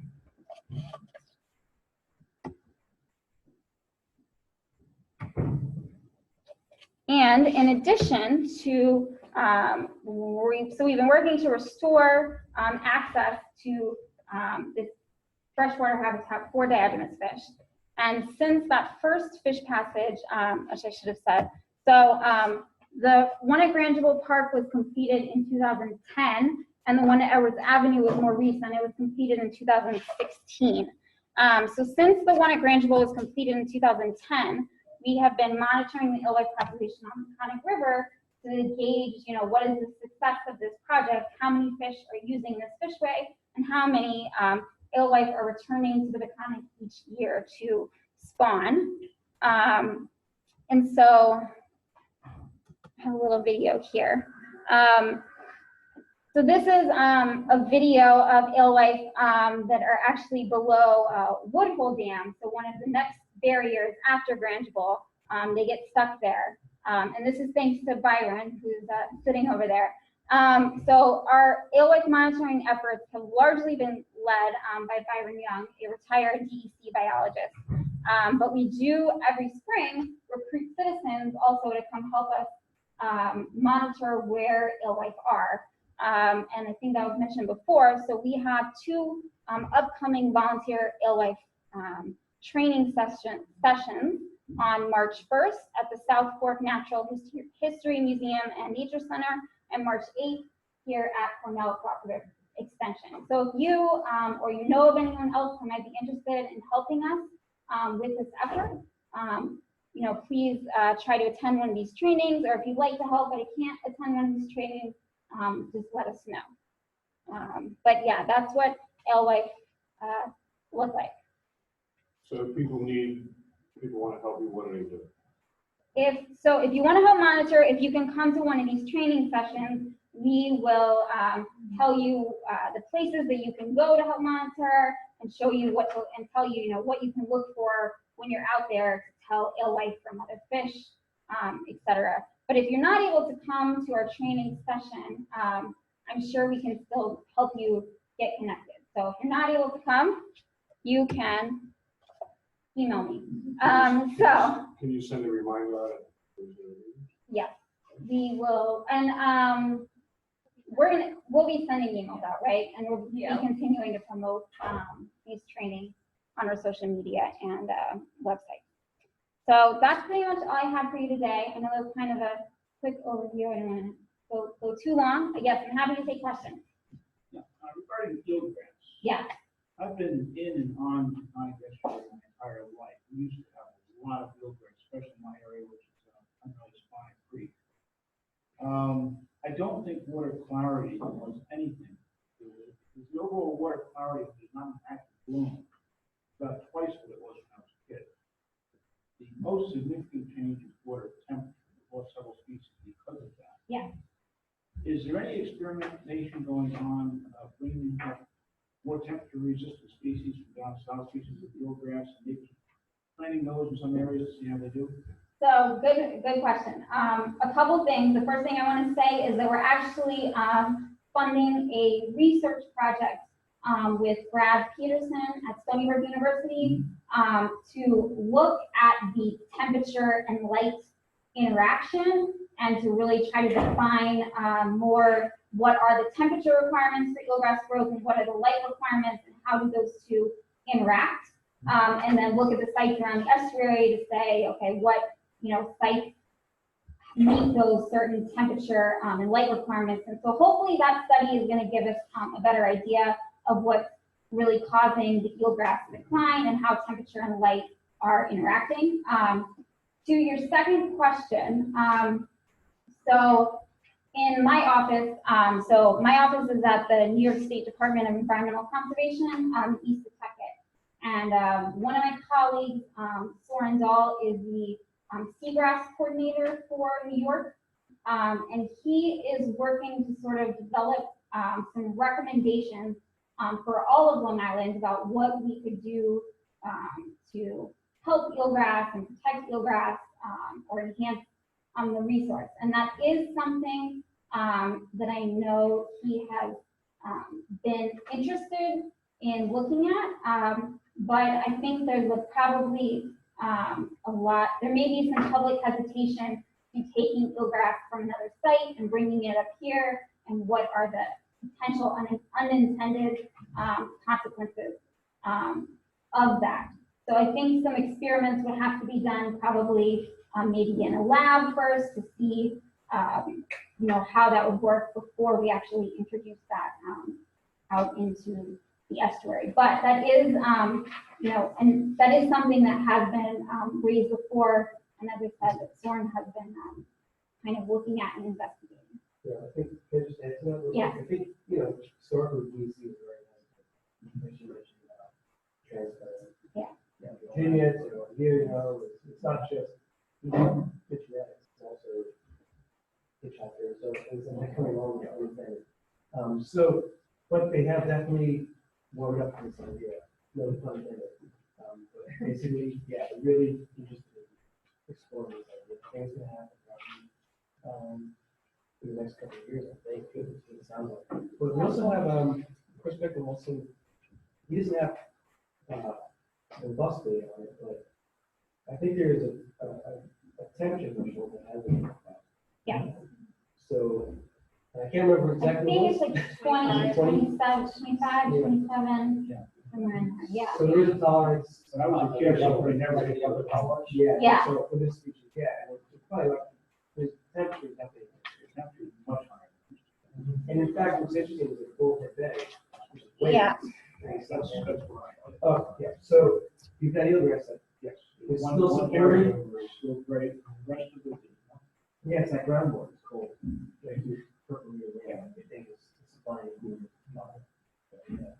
Really good question. But yes, there are probably some, as I was saying, so that's that map again of current eelgrass. You know, Bullhead Bay is the only spot where there's eelgrass to the west of Shelter Island. And it's possible that rising temperatures are just not going to allow for eelgrass to grow again in this part of the estuary. That may be, you know, the conclusion that's reached. But hopefully, you know, in these eastern sections where they get more input from the ocean and get more circulation and a little bit cooler temperatures, we'll still hopefully have some eelgrass beds out there. Yeah. I know there's a water quality monitoring station at 105 Bridge. Is there moratoriums? Yeah. There is, yeah. That would provide some relative, well, it's short term, but some data strings on what the temperature is throughout the year. I have actually checked the temperature, trying to find the temperature difference in that eelgrass bed in Golden Bay compared to other areas. Not able to find any difference.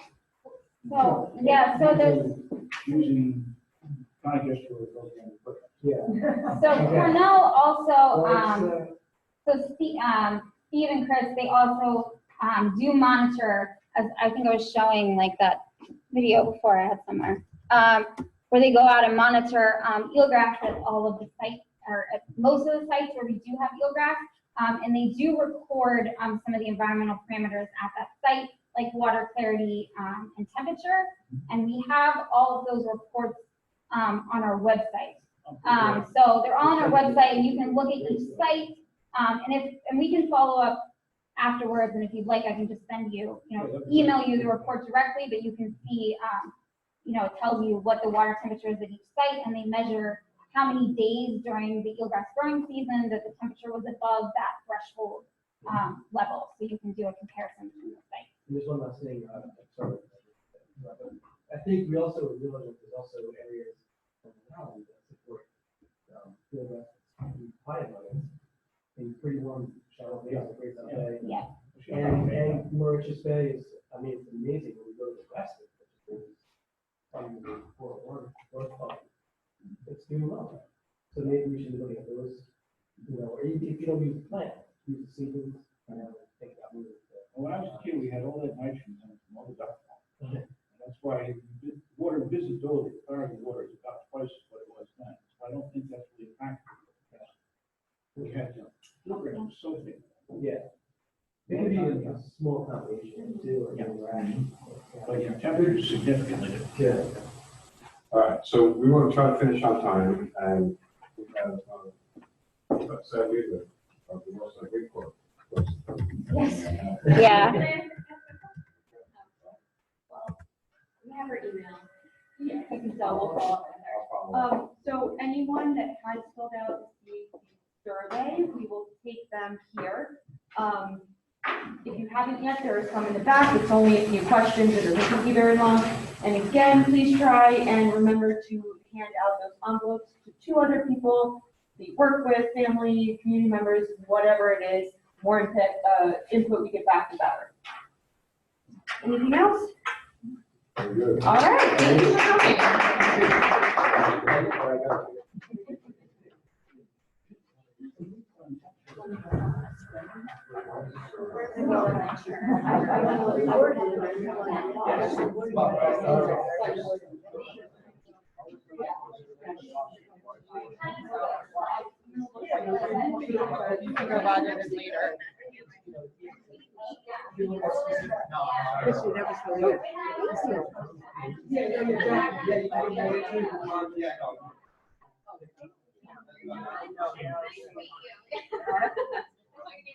I saw him from the side, he was, he has sort of the same character configuration.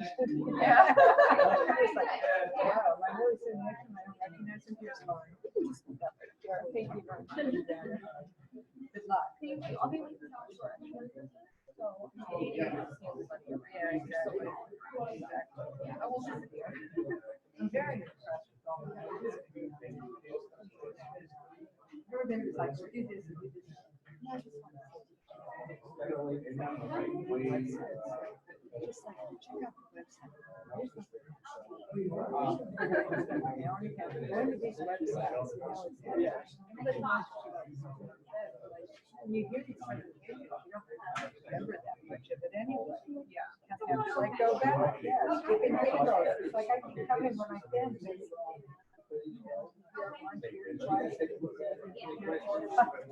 Yeah. Someone really makes